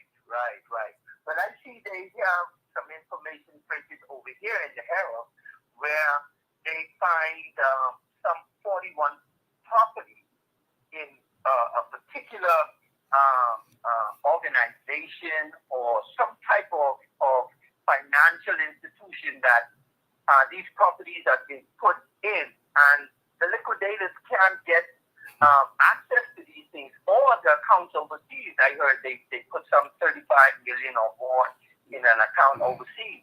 But I'm going to tell you this, the United States Security Commission isn't going to be playing with those guys back home. They are going to really be coming down hard on them to find their customers' finances that have been lost through this scam that I think. Please remember that this guy seemed to have been working closely with the head of the SEC at the time, and a lot of people had some concerns with that. He also donated $90 million to political campaigns in the U.S., a lot of which was donated to the Democrats who are in power right now. And so people were also concerned with that. And so if you're talking about any justice coming against our leaders in this country, Nothing is going to happen to them no matter what they find, because those guys didn't put stuff in their names. When you see there 1,500 Bahamians, those are not mostly named Bahamians. Those are entities. They created companies to do their dirt in, and they were hiding who owns what. So the company can be named, but you're not going to see Allison Maynard, Brave Davis. You're not going to see that. All right? That's the problem. You understand? But they can see the connection that, hold on, this company here, this Brave Davis family. Oh, isn't this Allison Maynard's family? Oh, look at this. And so that's just for example. And so now they're gonna be able to look at that and connect dots and then use it for leverage. Right. All right. Thanks, your call, man. Certain things that they want done now. Yes, that's how they do it. All right. Thanks, your call, man. And so that's how it works. All right. So just want to say that. And so my examples with Brave and Allison just now was just examples, not saying that they actually found stuff with Brave and Allison. All right, because they didn't release that to the public. All right, 803-5995, 803-5995 is the numbers. So back to what I was talking about earlier. You know, we're gonna have a new constitution, and so for those people who was talking about the constitution isn't valid, no, it does. Constitutions don't work that way. All right, England doesn't have a constitution. In fact, Australia forgot to put the prime minister's position in their constitution. That don't mean that they can't have a constitution, and they never fix it or had to fix it. We didn't put a deputy prime minister role in our constitution. It's still valid. All right, I'll explain that in a second. Good evening, you're live. Yes, good afternoon, Mr. Ben. How are you? I'm awesome, man. Lincoln, I'd like for you to touch on registration. I have a few people who their sons is not registered, and this year is going to make them 19. The people doesn't know that you could get registered the day after you turn 18, and they are waiting for election to get registered. So I think people need to be more educated to the fact that you could register any day of the week as long as you turn 18. Thank you so much for that. I appreciate that. So, ladies and gentlemen, you can get registered now. Registration is open. So you can go to the registration department. Last I know it was on Farrington Road. They were in the process of moving, so they may have moved to Harold Road by now, or Tony Williams Darling Highway, where Bank of Bahamas used to be. But check Farrington Road first to confirm. But go to the parliamentary register and register. The day you turn 18, you can register right now. Remember what Minnis did in the last election? It was a snap election. And so a lot of younger people didn't get the vote. We need you to register now. Now, if you have already voted since 2017, you have that purple card, you don't have to register. You're good. All right. So once you have the purple card that you registered for the 2017 election and beyond, you are good. You don't have to register. All right. Only if you change locations, you have to register again. All right. So if you move from one constituency to the next and you want to vote in the new constituency, you have to register. All right. And I'm going to encourage all of my new Bahamians who are living around the world to register to vote. Come on, man. Let's change this country to what you fled to. Many of us had to flee the Bahamas to go and get opportunities, get job opportunities, etc., and go and work elsewhere. We want to turn it into what we've gone to. We want to make this country work so we don't have to move to somewhere else. All right. So I just wanted to touch on that. So I was saying to you that those persons telling you that the Constitution isn't valid, that part is not true. But do we need another Constitution? Yes, we need a new Constitution. We need a new system. We need to get rid of the system because there's not enough checks and balances. And that's what good governance is going to do. All right. Someone says, can we register abroad? I don't know you to be able to register abroad. You may have to register here, but call your local embassy or consulate and see if they will allow you to register abroad. Otherwise, come to the Bahamas and register. All right. And so That's how you have to do it. So lost my train of thought there, reading these comments. That's we have to change the system. We need vision, man. There's some simple things that we can do to transform this whole country. All right, simple things that we can do. You know what? We need culture. How beautiful would it be if persons can ride around on, the trolleys that they have in some countries that has a connection to a power line, and so they don't use gas, they use electricity, and the line, the trolley drives wherever the line is. Can you imagine trolleys, and they have buses powered by that too, trolleys and buses powered by that line, and guess what? That line is powered by solar. Wouldn't that be beautiful? That there's no emission from the buses, and persons can go on that and travel how they want. Tourists can jump in those trolleys, especially decorated in the downtown area, and drive around. Wouldn't that be beautiful? Powered by solar. Absolutely free. Electric vehicles. Low maintenance. Can't we just have vision in this country? Good afternoon, you're live. Hey, Lincoln, how you doing, man? I'm awesome, man. How you doing? I'm great. I love what you're talking about and everything else. Man, I really wanted to talk to you and the Bahamian people about our leaders. Have you ever been to any of the Prime Minister's house? Been where? Have you ever been invited? You ever been invited to the Prime Minister's house? Yes, Philip Davis invited me to his house before he was Prime Minister. He was trying to bribe me to get me to work along with them, but I refused to go. Okay, I said. In fact, my team actually told me, you ain't going. I don't have a problem hearing anybody out, any leader out, or meeting with any leader. But if it's that you want to get me to do what Brandville and Cassius and Arinti and all these people have been doing, setting out, I ain't doing it. No. I ain't talking about that. A lot of I think you may be on speaker or something. We can't hear you clearly. Oh, sorry about that. No, I said a lot of Bahamian people don't even know where that Prime Minister lives or what area they live in. Yeah. I haven't been to the house, and I've been because of certain situation, business, invited. All of them got solar. All of them off the grid. Yeah, that's true. Some of their houses, some so big that you have to pass 2 mansions to get there. To get to their penthouse.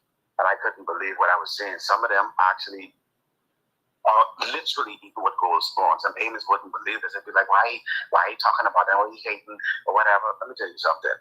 We are giving people who already eaten to tell us how to manage what we already own. And then when they get in power, can tell us, we need to pay this, we need to pay that, and different things. And I think deeply about it because we got to be some of the craziest people in the world to not know where our leaders, even if they're living in this country, to be honest with you, because I could not believe it. You understand? Mm-hmm. And they have enough food in their fridge to feed their whole block. But you can't even get behind that gate because now they're Prime Minister. They got the whole police force guy there, which is understandable because you're the Prime Minister. But the Bahamian people can't even call into your office to say, hey, I need a meeting. I've been trying since they came in, to be honest with you. Since they came in power. Your problem is you're Bahamian. Give them another name, probably a name that sounds French or American or something, and then you'll get to see them very quickly. That's proven. You know what a white woman told me? From Canada. She have to move over here because she got into surgery. The weather's too cold, so she have too much iron in her bones and stuff, so she come to a warmer climate. And she said she met some of the leaders. She said, you black and I white. She said, let me run your business and I can get anything that I want in this country before you could. And what?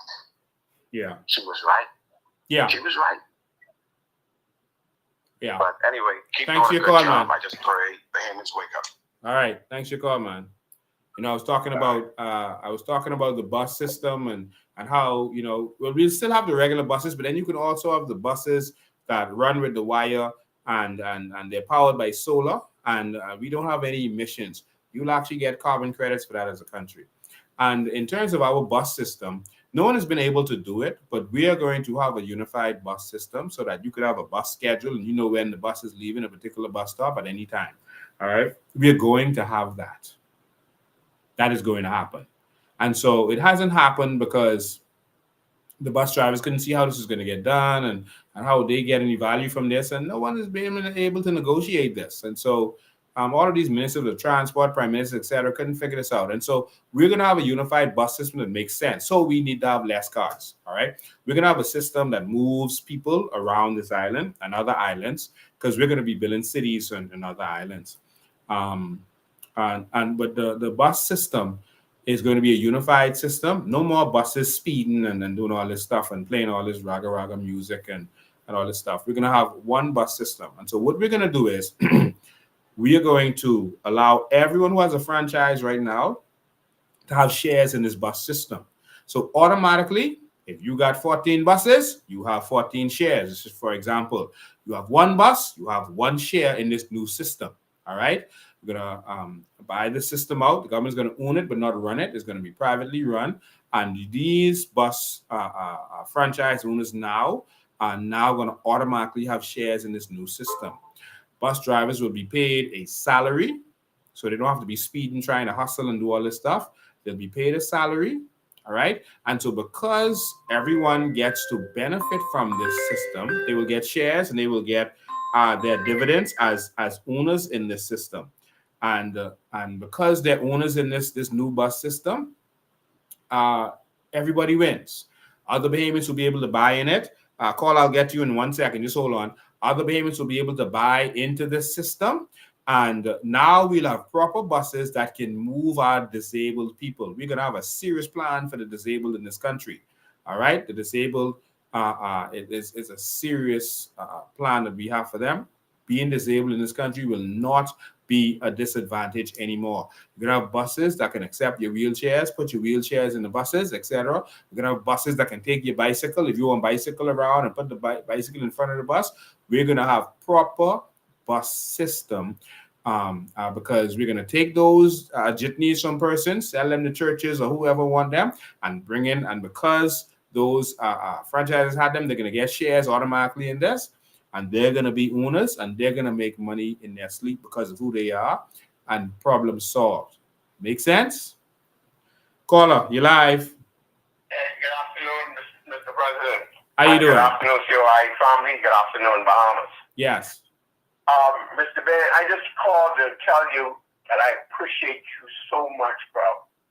I appreciate my Bahamian brother for standing up for his country, for his family, for the Bahamian people. Thank you for not being a sellout. Thank you for remaining strong. And I just want to say thanks to all the Bahamian men who are here on the line. I have never heard so much Bahamian men calling in and talking. My brother, the New Bahamas, the Bahamian Lions and Lionesses, they are here. The warriors are here. The bulldozers are here. The men of this country want their country because when you look at it, the organic Bahamian people are the true inheritors of these islands. Yes. We cannot give this up. We cannot let this be taken away. Our parents and grandparents and great-grandparents, they worked in this land. They were sensible, humble people. They did as they were told by persons that were leading them, who were a little bit more educated but was fooling them. And they prayed to God that change would come in this country. Yeah. Today, the change is here. We are that change because guess what? No one else is coming. We are the adults. Our children and young people are looking up to us.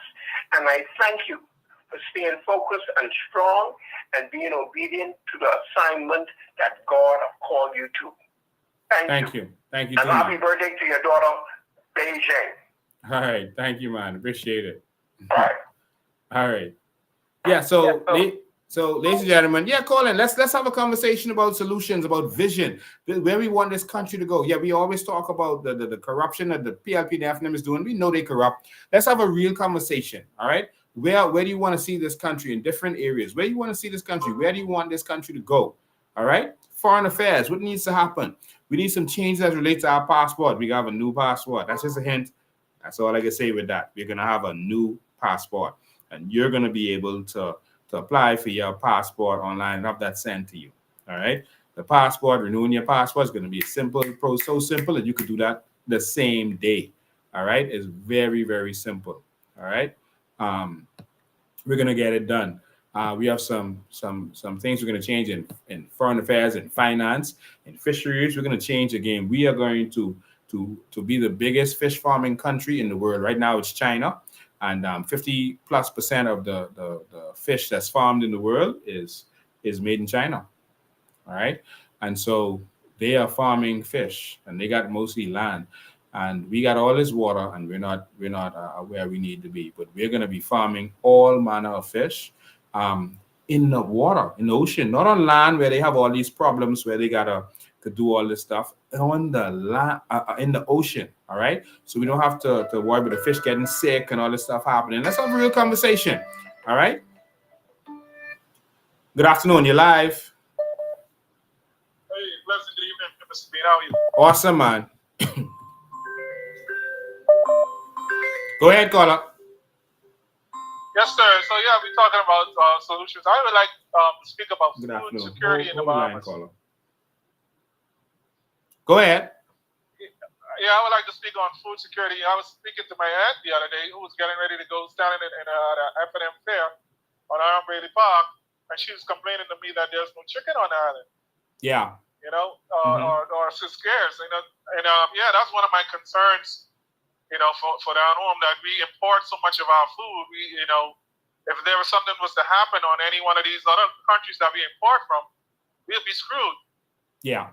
And yeah, so I mean, I know you have in Vision, which is Vision 2020. You guys spoke about that with the food security and the aquaponics and the fish farming and all that good stuff. Yeah, but I think that's a serious problem we need to address right away. Yes, definitely. That's all. Thanks for your call, man. I appreciate it. All right.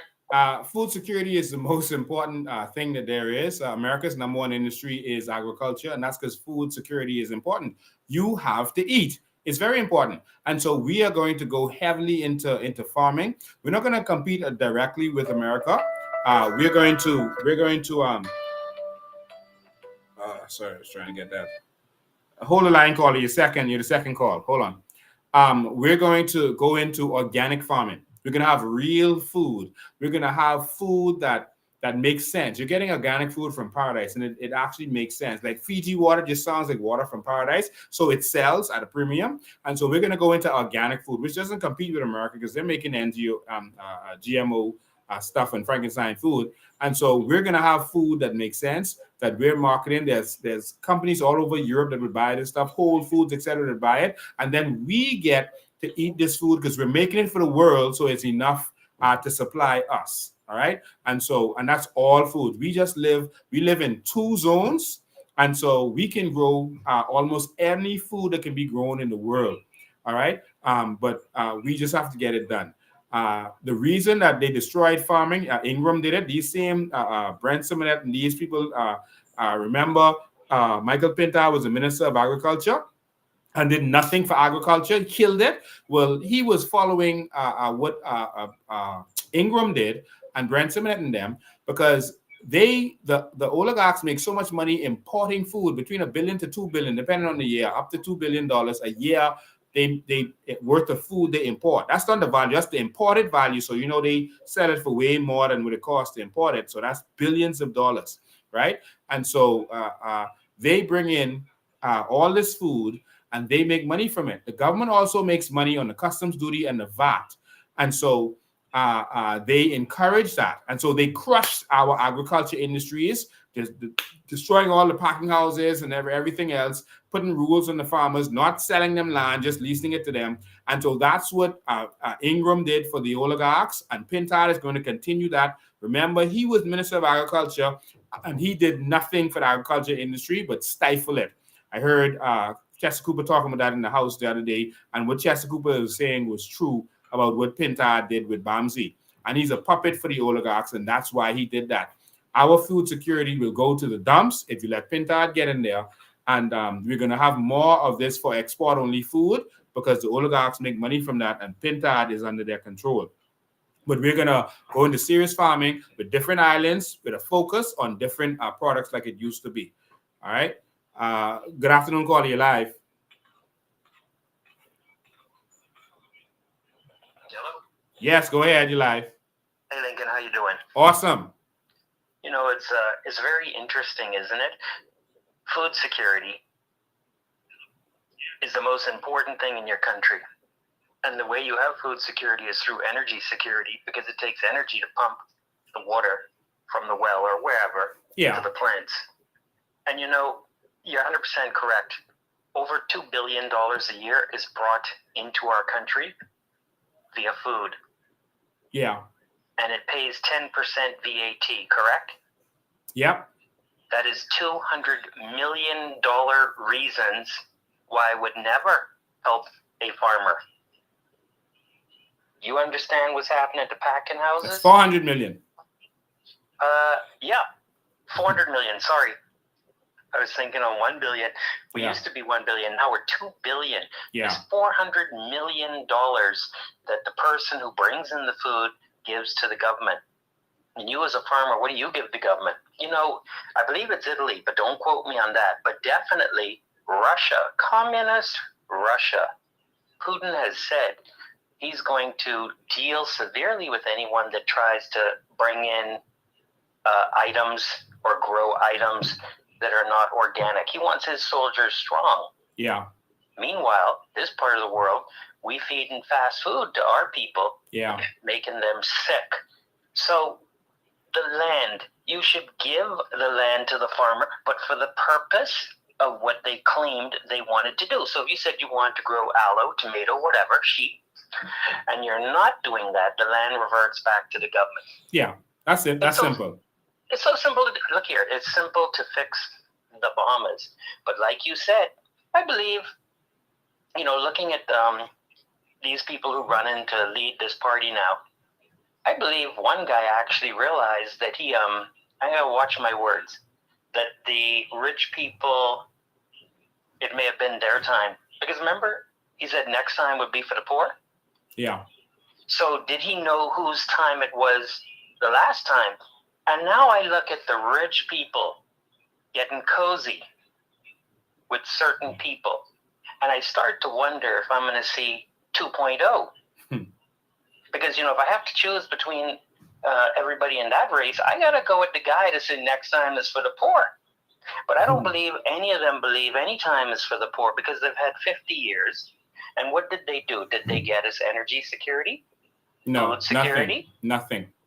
You said it all the time, no hospital. I mean, 50 years. How long does it take you to take your wife, your girlfriend, your significant other out to Valentine's dinner?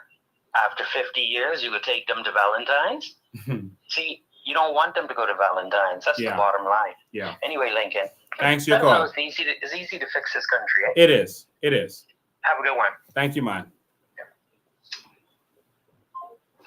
Call you live. Go ahead, call you live. Mr. Vin. How you doing? Everything is okay, my brother. Man, Mr. Vin, it's a pleasure to talk with you. This is the first time. Thank you, man. Welcome. First time I've ever reached out. I supported you in the last election. That was my first time. Wow, thank you, man. Supporting you. And I'll be doing it again. And I just call in to encourage you, man. You know, I just want to encourage you and not to work. Because I watch these guys with the same old stuff, and I was watching the You know, this thing the FNM is going on right now. The convention and stuff. It makes you sick to the stomach, you know what I mean? And I'm just calling just to encourage you to don't stop. Your people who are behind you, and no matter how it looks. And to the people out there, no matter how it looks, just keep on, man. Just keep on. Because we already got this fire lit, and I don't want to see it. I don't want to see this fire out. So thank you, man. Just keep it up, sir. I appreciate you. Thank you, man. I appreciate you. All right. God bless you. Yeah, so we need a country that's focused on vision and getting things done. All right, we're going to make a lot of changes as it makes to as it relates to the fisheries. Like I said, disability. We're going to make this country work for disabled people, including changes with bus schools. You're going to see the plans that we want to bring forward in terms of our protecting our environment.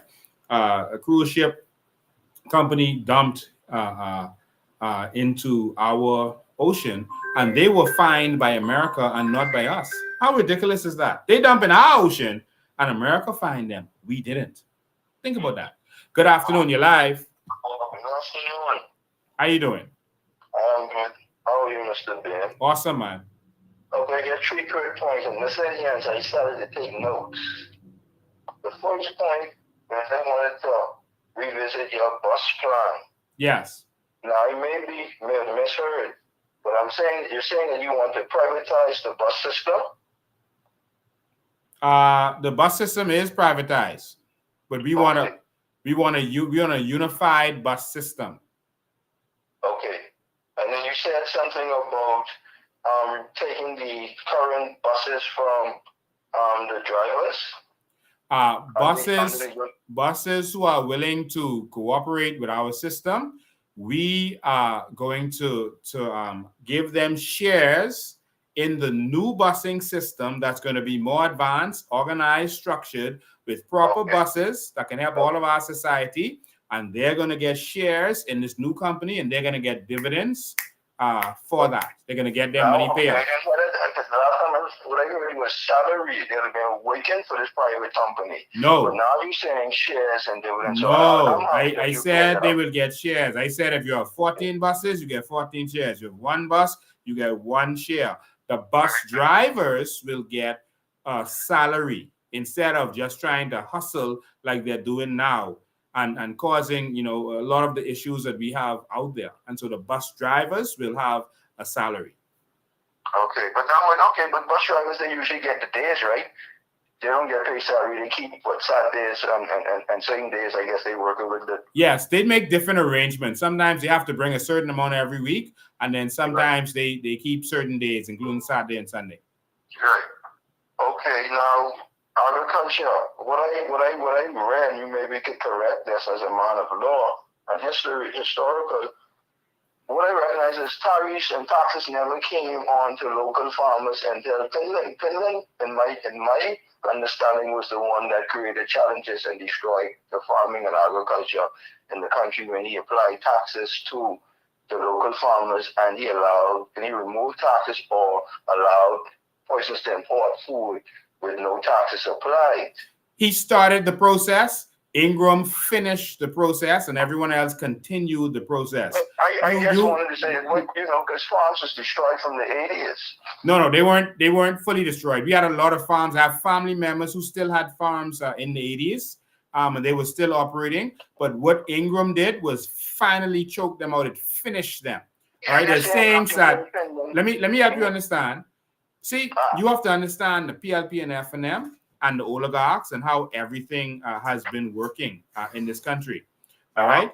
How it's been working is when Pillin came into power, he realized he didn't have money. The UBB had all the money. All right. And they met with him and they offered him to lend him the money to pay off the workers. But then they had certain demands that they had of him. And so one of the demands is, listen, natural resources, that's ours, eh? That Aragonite you was doing this great speech about. Never talk about that again. That white gold you was talking about, never talk about that again. Agriculture, we got to do something about that. And all the pineapple farms and sugar cane and everything was shut down. So he started the destruction, but Ingram killed it. Okay. You are correct. Okay, so I'm just saying that I don't want us to act as if Ingram came in and started that plan. I'm saying to you is Ingram only carry on the plan with Penland put in place. The same as it is, it ain't nothing changed. Penland King was in power. Ingram came, carry on the plan and made his adjustment. Christie came and carried on the plan, made his adjustment. Ingram came back in the plan, made his adjustment. Christie came back again, put the rod on the people with Alquilas. Okay? Now, Minutes came and then destroyed us because I always tell people during COVID, every VAT registered business that collected VAT didn't have to give it to the Treasury, but we don't talk about that. Okay, repeat the last part. During the competent authority, during COVID, yes, every business that collected value-added tax did not have to submit the value-added tax during COVID based on the competent authority and executive order. Mm-hmm. Okay, they don't talk about that, but I talk about it. Under that, SPDC stopped publishing their financials yearly that shows how they was running the money through COVID during the time when it was giving it to all them Bahamian and businesses. Correct. That's why they stopped publishing, and PLP came in and continued to not publish it and continued to spend over $500 million on SOEs. Yes. Okay, that's where they taking all our money. Mm-hmm. Okay. Thirdly, at the end of the day, I went to the Treasury and I asked them to provide me with the breakdown or the financial reporting of how the budget is breaking down from ministry level. Because at the end of the day, the problem may not come from the Treasury level. Because if the Treasury say, Ministry of Finance submit to the Treasury a $3 million bill, but when it gets to the Ministry of Finance, it might go according to what they tell the Treasury it is for. And so if there's a lack of transparency and accountability, then that's where you have these gray areas are created and now people are able to steal our money. Yeah. Especially if Bahamians don't ask or demand for accountability, then that's how they get away. And then we generally don't lock these people up. Now, lastly, the point I'll make with you is about the Constitution. Now, I don't agree with you changing the Constitution because if you read the preamble, it clearly tells you that it is to protect the Bahamian people interests and benefits, and it says that when that is not happening, that is a breach of law. The problem is the Bahamian populace from 1973 to now have not studied and have been taught the Constitution and how it works in the benefit. Let me pause you. Let me pause you there for a second.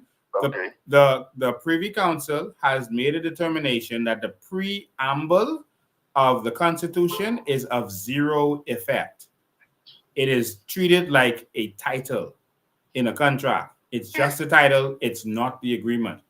The preamble is a summary. It tells you your rights. It summarizes the Constitution and it bases on a term of how it has no legal effect or use and is not binding.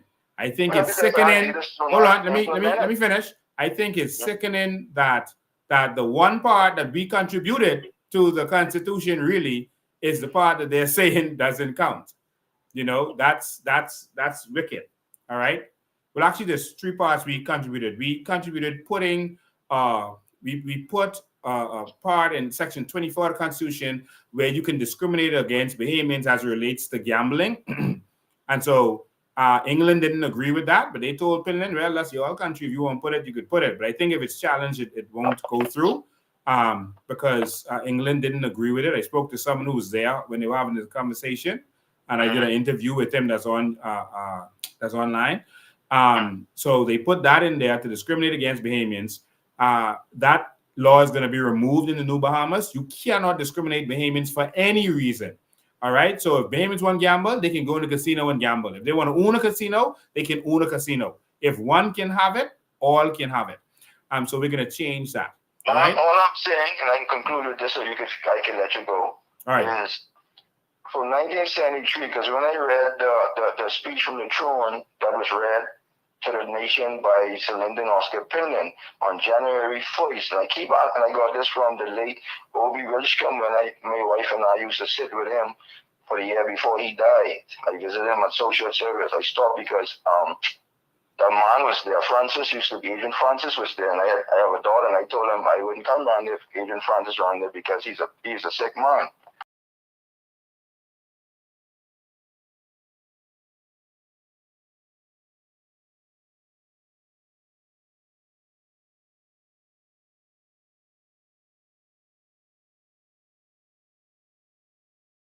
When they did not follow through with what they supposed to do for the Bahamian people and not make what well.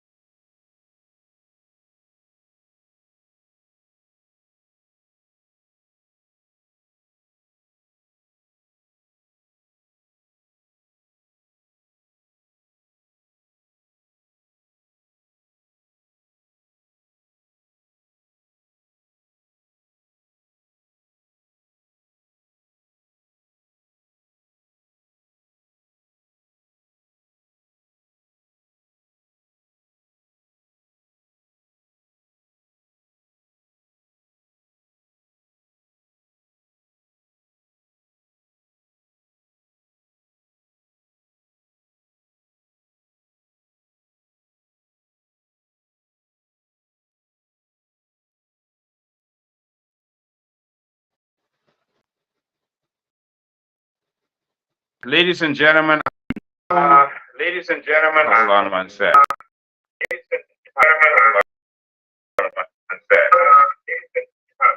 I have no idea what transpired.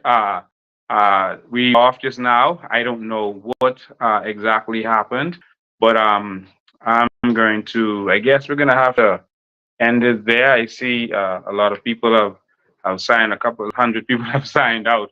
I just want to say this last thing before we go. I think you can hear me now. You missed a lot that I was talking about. I did not realize the live was down, but we're back up now, and the quality of the stream isn't as good as it should be. Yeah, people saying when it happened, I don't know. We were knocked off.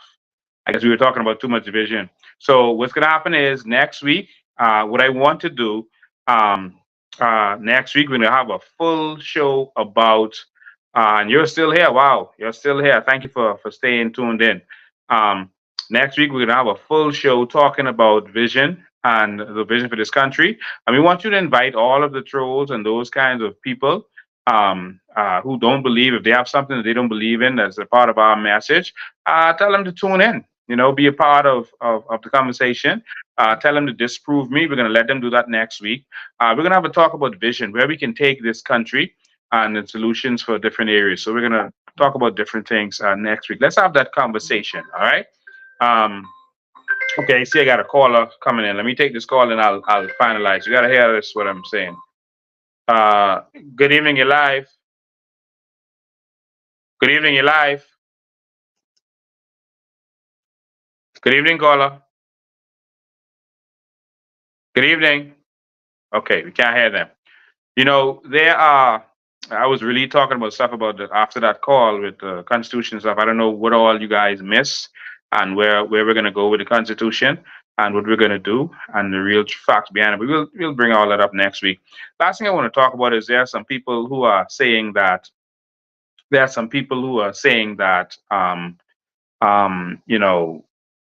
don't want to make this whole thing political, and they don't want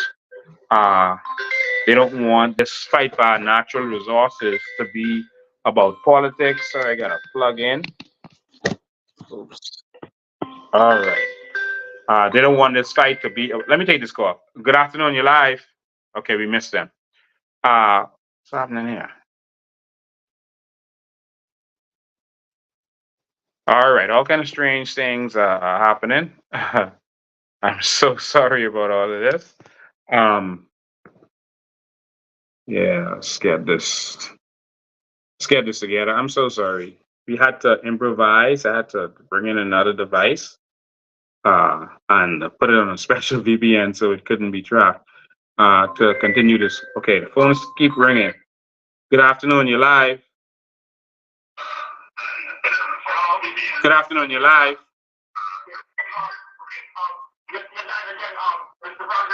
All right, thank you. Yes. Yeah, something what I recognize that in the House of Assembly, when politics is in session, I've never heard Michael Pintard call Brave Davis' name out on a negative note. It's almost like he doesn't challenge his Lord's brother in the House of Assembly. If he has nothing against them, he can say whatever he has to do is fine with them. Something is wrong. Something is definitely wrong. And the Freemason people have to realize that these people, now I'm not picking on the Freemasons. They do whatever they want to do, right? But something is wrong that they can't see that these people is not into us. Yeah. The people have left our power. All right. Let me tell you what I think it is. All right, thanks for your call. I'm going to tell you what I think it is. I don't think that part of it has necessarily full to do with the lodge. I think that Pintard is a plant. All right, he does whatever the system asks him to do. You'll remember that Ingram sent Pintard to run against Perry Christie, and he was instructed not to go hard against Perry. All right, I spoke to persons who campaigned with him. He was instructed not to go hard against Perry. He was given the funding to do it, and Pintard didn't have to spend the money on the campaign. All right. But he was told not to go hard. He went there to lose. Then he was sent to go against Philip Brave Davis. All right. He was sent to go against Philip Brave Davis, and he didn't go hard against Philip Brave Davis, and he lost against Philip Brave Davis. And now, Ingram and them and Philip Brave Davis and Perry, they won. And so now it's like Brave Davis is prime minister, so we can send Pintard to run against him to not win. All right. And so either, wins, we still control him, but if we don't win, then Brave is there and we get to continue anyway. And so, there's a mix-up plot where they're covering any option that could happen, but he's always sent to go against Perry and Brave. And now here he is going against Brave. And so open your eyes. All right. That's really what's going on. All right. So I got to tune off. And I got 8 minutes. All right. And then I'm gone. I just want to say this last thing. I said this while we were down. I didn't realize that we were down. I was still talking. But I got to say this now. There are some people out there saying that they want to fight for the natural resources and carbon credits, etc. And so, but they're saying they don't want this to be political. But what's curious is that they don't seem to understand the meaning of the word political. The word politics comes from the word polis, which means the people. And so politics means the affairs of the people. All right? The affairs of the people. And so that's what politics means. So it's not a bad word. And so the problem I have with what they are saying and preaching to people, a lot of them are my supporters, they're preaching this to, and people are falling for that, is that they're saying that they don't want to make this political, but they're putting together a document. They're going to take this document and they're going to give it to Parliament to pass in Parliament. You're going to be political or not political is the question. So you don't want to make it political, but you're going to create a document, all right, a sovereign wealth fund that you're going to present to Parliament.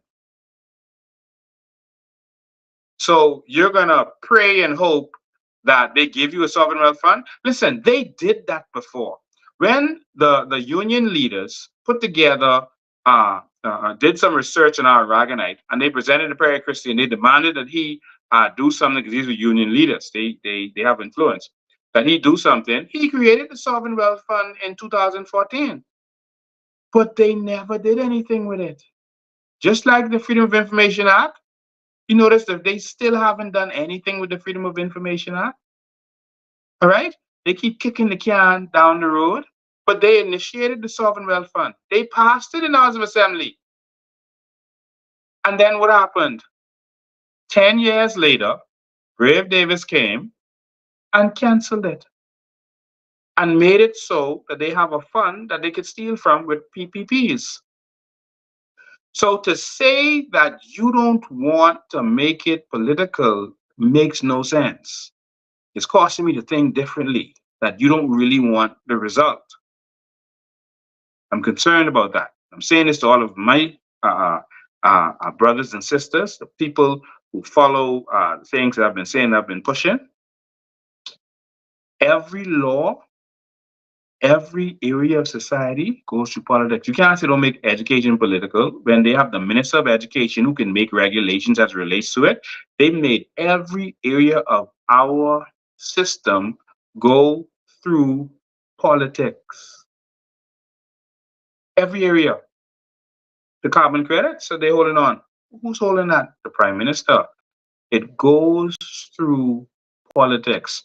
So you're in a group that's telling you they want to fight for our natural resources or our carbon credits, but they don't want it to involve politics, but they're going to go to the politicians and beg them to do what's right. That doesn't sound right to me. That doesn't sound right. So you can make your decision on that, but it doesn't make sense. If you are in a group or organization that is fighting for something that other organizations are fighting for, but they don't want to work with them other organizations, I want you to open your eyes. Open your eyes. That's all I have to say about that. But I want you to understand that everything is political in this country. Fred Mitchell did a voice note recently the other day. I should have brought it to play it. And he said, the only thing that matters is power. He said the only reality is power. In other words, the only thing that matters is power. And that's what the PLP is fighting for. It's what he said. He said it in a voice note. And what does he mean? Y'all could campaign as much as y'all want. Y'all could be active as much as y'all want. The politicians determine what is done. And the only thing that they're afraid of is political influence, what affects them politically. All right? And so we have to wake up. Remember these words that I'm saying to you. All right? There's no activists that have not reached out to work with them. I have one group, and I asked them to work with them. I told them I'll be willing to work, et cetera, et cetera. They said they don't work with me. They didn't put me in their group. But when they thought me and Maria had issues, they took Maria and put her in the group because they thought Maria had issues with me. That's what they thought. And so they put her in the group, which means that, hold on, is this group really about what you say, or is this an anti? And I saw the person attack me on a radio show. But listen, I say all that to say, ladies and gentlemen, listen to me very carefully. If we are going to change this country, we have to take the reins of the political power in this country and do what's right. The time for begging politicians is over. You understand that? The time for begging politicians is over.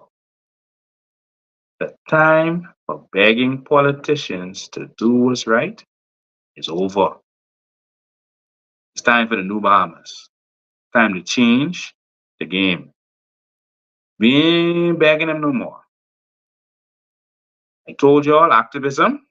All right. We've already brought everything to the attention of the Bahamian people. We talked about carbon credits before the election. Since election last year, other people started talking about it on the radio. They're talking about organizing themselves. Good. We're glad. We need all Bahamians to come and do what they have to do. But if you think that you're going to get that without actually going in the house and you making that change yourself, no one is going to give up power to you. No one is going to take bread out their mouth to put bread in your mouth. They put bread in your mouth, they ain't going to take bread out their mouth to give it to you. They're not going to hurt their business and their opportunity and for their family and friends to help you. We have to go and take the reins of power and give it to the people. This must be political. This must be political.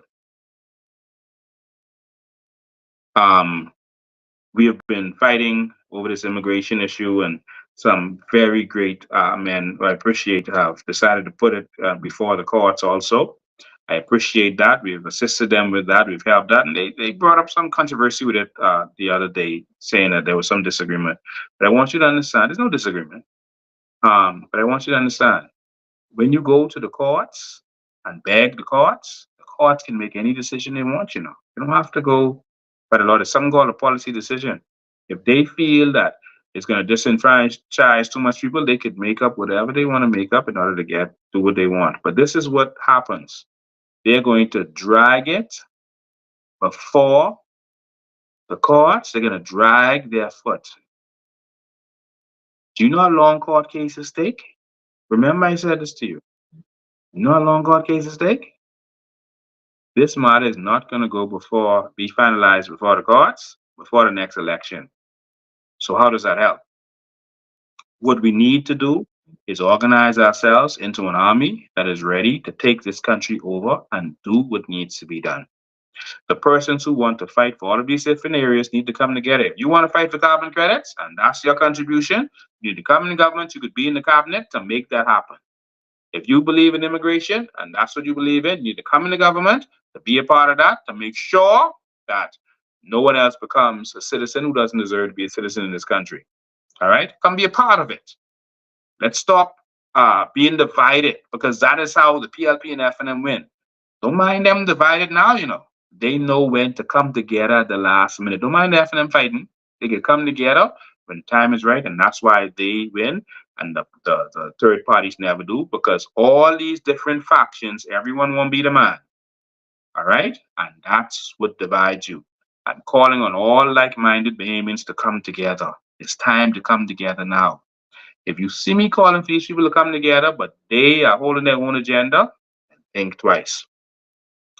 Activism in this country is a big money business. There are a lot of activists who are in it for different reasons. I'm not saying that about anyone who exists now. I'm just telling you how the system normally works. You would see a person like, and I'll call names, Adrian Francis, was out there campaigning against immigration, against immigrants, and against Haitians, campaigning, had people on protest, while he had a company that was benefiting from getting them Haitians straight. So he had you all in the hot sun, up and down, talking about illegal immigration and Haitians, but he had a company working with Brent Simonet. He used to call Brent Simonet on the phone. A company working with Brent Simonet to get them straight. Yeah, Brent Simonet, who now funding Pintard. And so activists tried to be the man so that they could get that envelope to speak out on certain things. And this is why some activists don't get along, because all of them won't be the man. This is the reality of what happens in this country. I want you all to wake up. I call Adrian name. Tell him refute that. And that's just an example of what some of these people do. These people form third parties for certain reasons. All right? I want you all to wake up, because this is the weapon that they are going to use.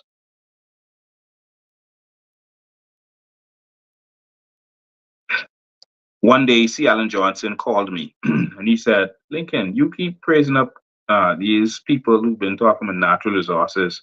But he said, you ain't noticed something? He said they're willing to talk about it, but they ain't willing to fight for it. They ain't willing to actually fight. Like, how you going to go out there and actually fight for it? He said they ain't willing to do that. He said a lot of the people in this activists have sold out. A lot of them. He say so you can see. And I remember coming together, working with some activists, and then one particular activist from Andros, we were deciding to work together to fight for the natural resources. And then he called me and said, listen, Lincoln, he said, I'm willing to talk about the natural resources or whatever, but in terms of y'all going out there to protest and be on the street, he said, no, don't put my name on it. And I can't go there and fight for it. Like, I ain't gonna show up. He said, because I can't fight for it. It's like, why? He said, well, they're working on this project and then they're going to give me this project and I can't jeopardize that. And I was like, what? So you selling out? And he said, call it what you want, you know, but a lot of people are going to benefit from what I'm doing. I said, bro, we have to fight for this. You've been talking about this for years, but you ain't willing to actually get out there and fight? He said, Lincoln, if I say something, I'm sorry, if I fight for it, if I actually come out there for it, they are going to take away this project. Well, the truth is, he actually still never got the project. And this is the reality of activism in this country. And so we have to, as a people, decide to move with the persons who are strong and the persons who are united.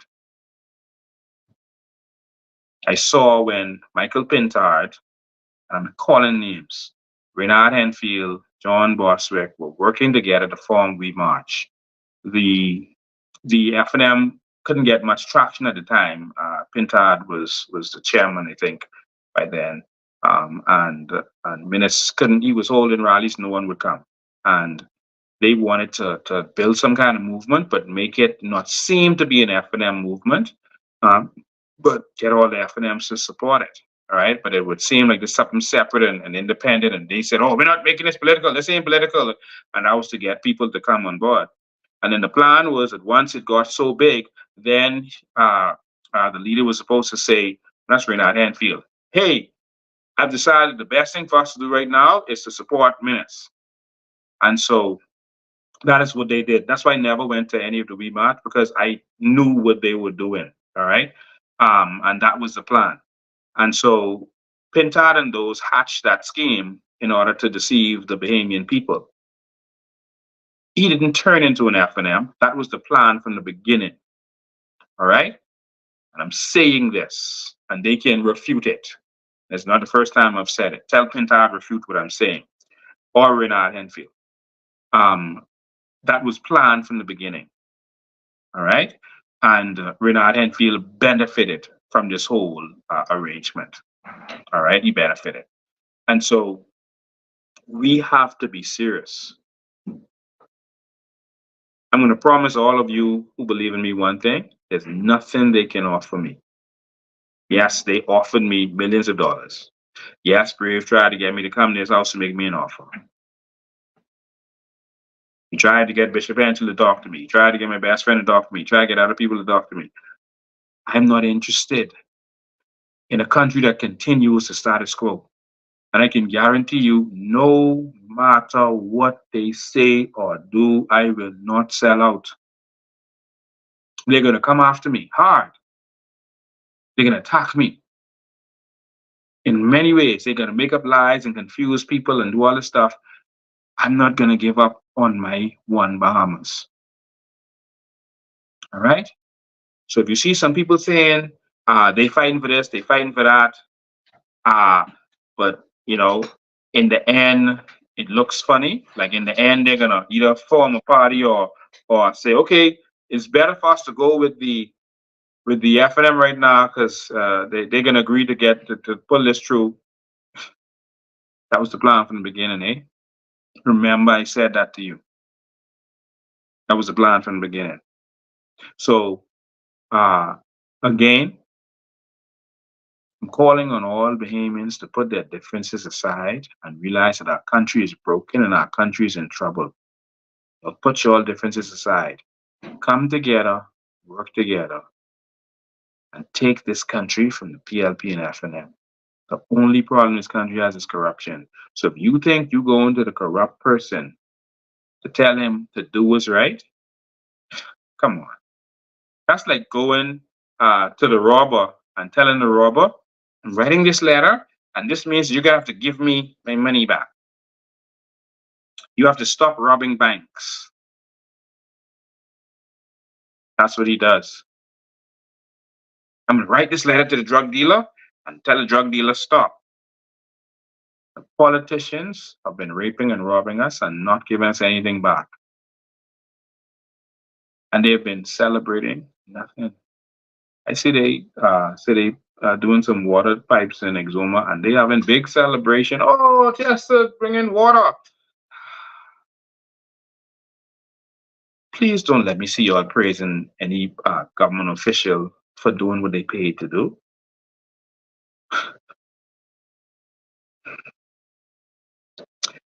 Keep them starved, poor, broke, uneducated, so they'll appreciate every little thing you do. And they'll say, oh, see, well, a lot of people didn't do it.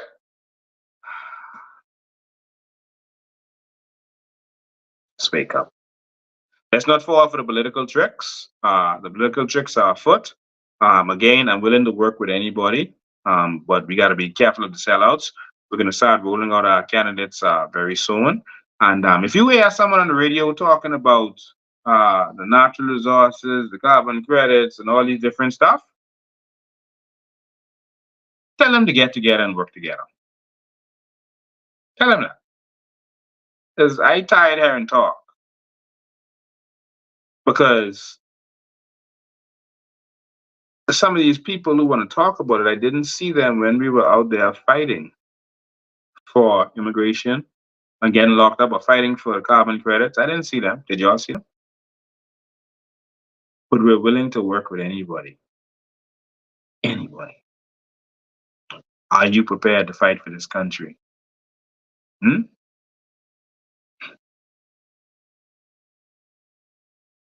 Are you willing? All right. So, yeah, someone says implementing water is their job. From the time I was listening to President Lincoln, no one's answering him back. I'm saying it, they can't. I don't say nothing unless it's the truth and it's a proven fact. All right. Let's have investigated. Let's stand up and let's fight. All right. So we went a little over today. This one was extra long. There's a lot of talking today. I think we got to talk a little bit about vision and what's really going on. And let's stand up and let's fight. If you're in a group, I'm going to say this. If you're in a group and you're in a group and that group doesn't want to work with other persons in order to get this done, leave that group. You're wasting time. If they're not willing to go and stand up, if they got to wait on 20,000, 10,000 people before they're willing to stand up, they ain't serious. You need eagles who willing to soar, even if they got to soar alone. You need lions who willing to go out there and get it done. All right? It's time for us to fight for this. And all I'm asking for is for us to organize ourselves as a strong political movement ready to take this country and give the carbon credits to the people. Give our sovereign wealth fund to the people. We're not going to depend on them. So suppose Brave say, okay, we're going to do the sovereign wealth fund again. And then it drags on again. Oh, but we had 10,000 people on the square. Okay. So now what? Let's say you get 10,000 people on the square. The government, 10,000 people on the square. You shut down the government, or you ask the government to do what's right. Then what? Who governs? Don't you still have to put a political movement together of people who are prepared to do what's right? Think about that. If you get 10,000 people to say, okay, we go in to fight for natural gas, we're going to fight for carbon credits, you go in the square, then what? Someone answer that for me, please. Someone go in the groups where persons feel that and ask them before you leave the group. Then what? So you remove the PLP and put in the F&M? Who done tell you they ain't letting no one benefit from no carbon credit? You think Brent, Simonet, and Harlow West Coast and Moscow's them can let you benefit from the natural resources? Then what? Someone please go in that group, ask them that, screenshot it to me. The most important thing right now is to organize ourselves. Join our organization. If you're watching this, if you're not a part of our organization, help fund this organization. We're going to make this happen. All right? We're going to make this happen. Someone says, I did ask that question. Oh, the response was disappointing. What was the response? What was the response? Before we go. What was the response? The response is, we can't make it political. So who is going to give you your carbon credits if it's not a politician?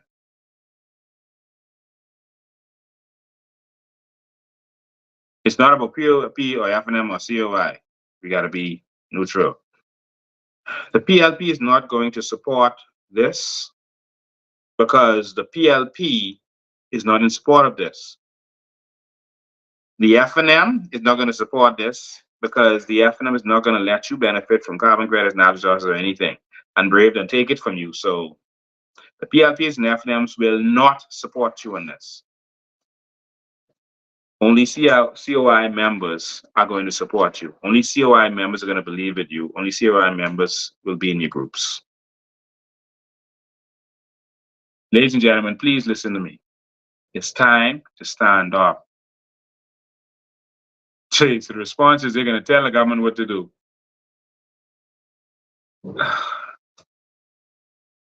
How about you become the government and then do what you're supposed to do? How about that? If Pinland and them kept telling the UBP what they should do, we would have still been unable to go on Bay Street after dark. Y'all better wake up. We have to take the reins. This generation is the lion generation. The old lion, you ain't gonna walk away from the pride. We gotta have the courage and the stamina to fight the old lion. And sometimes the young lion gotta fight the old lion and get beat up until he gets strong, you know. Learn how to fight. Take some licking, take some blows. Toughen up, man. Toughen up. You gotta lose some matches before you win some matches. Toughen up, don't be scared. And that business is attacked. And that business is burned down. And that business is shut down. Because I speak out and stand up. Nothing they could do with me. Nothing.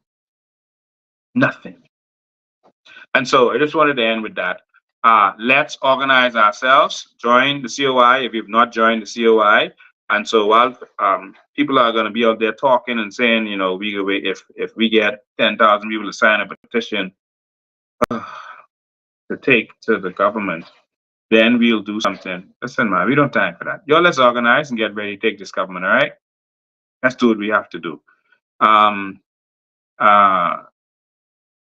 That's it. All right, so your option is Pintard,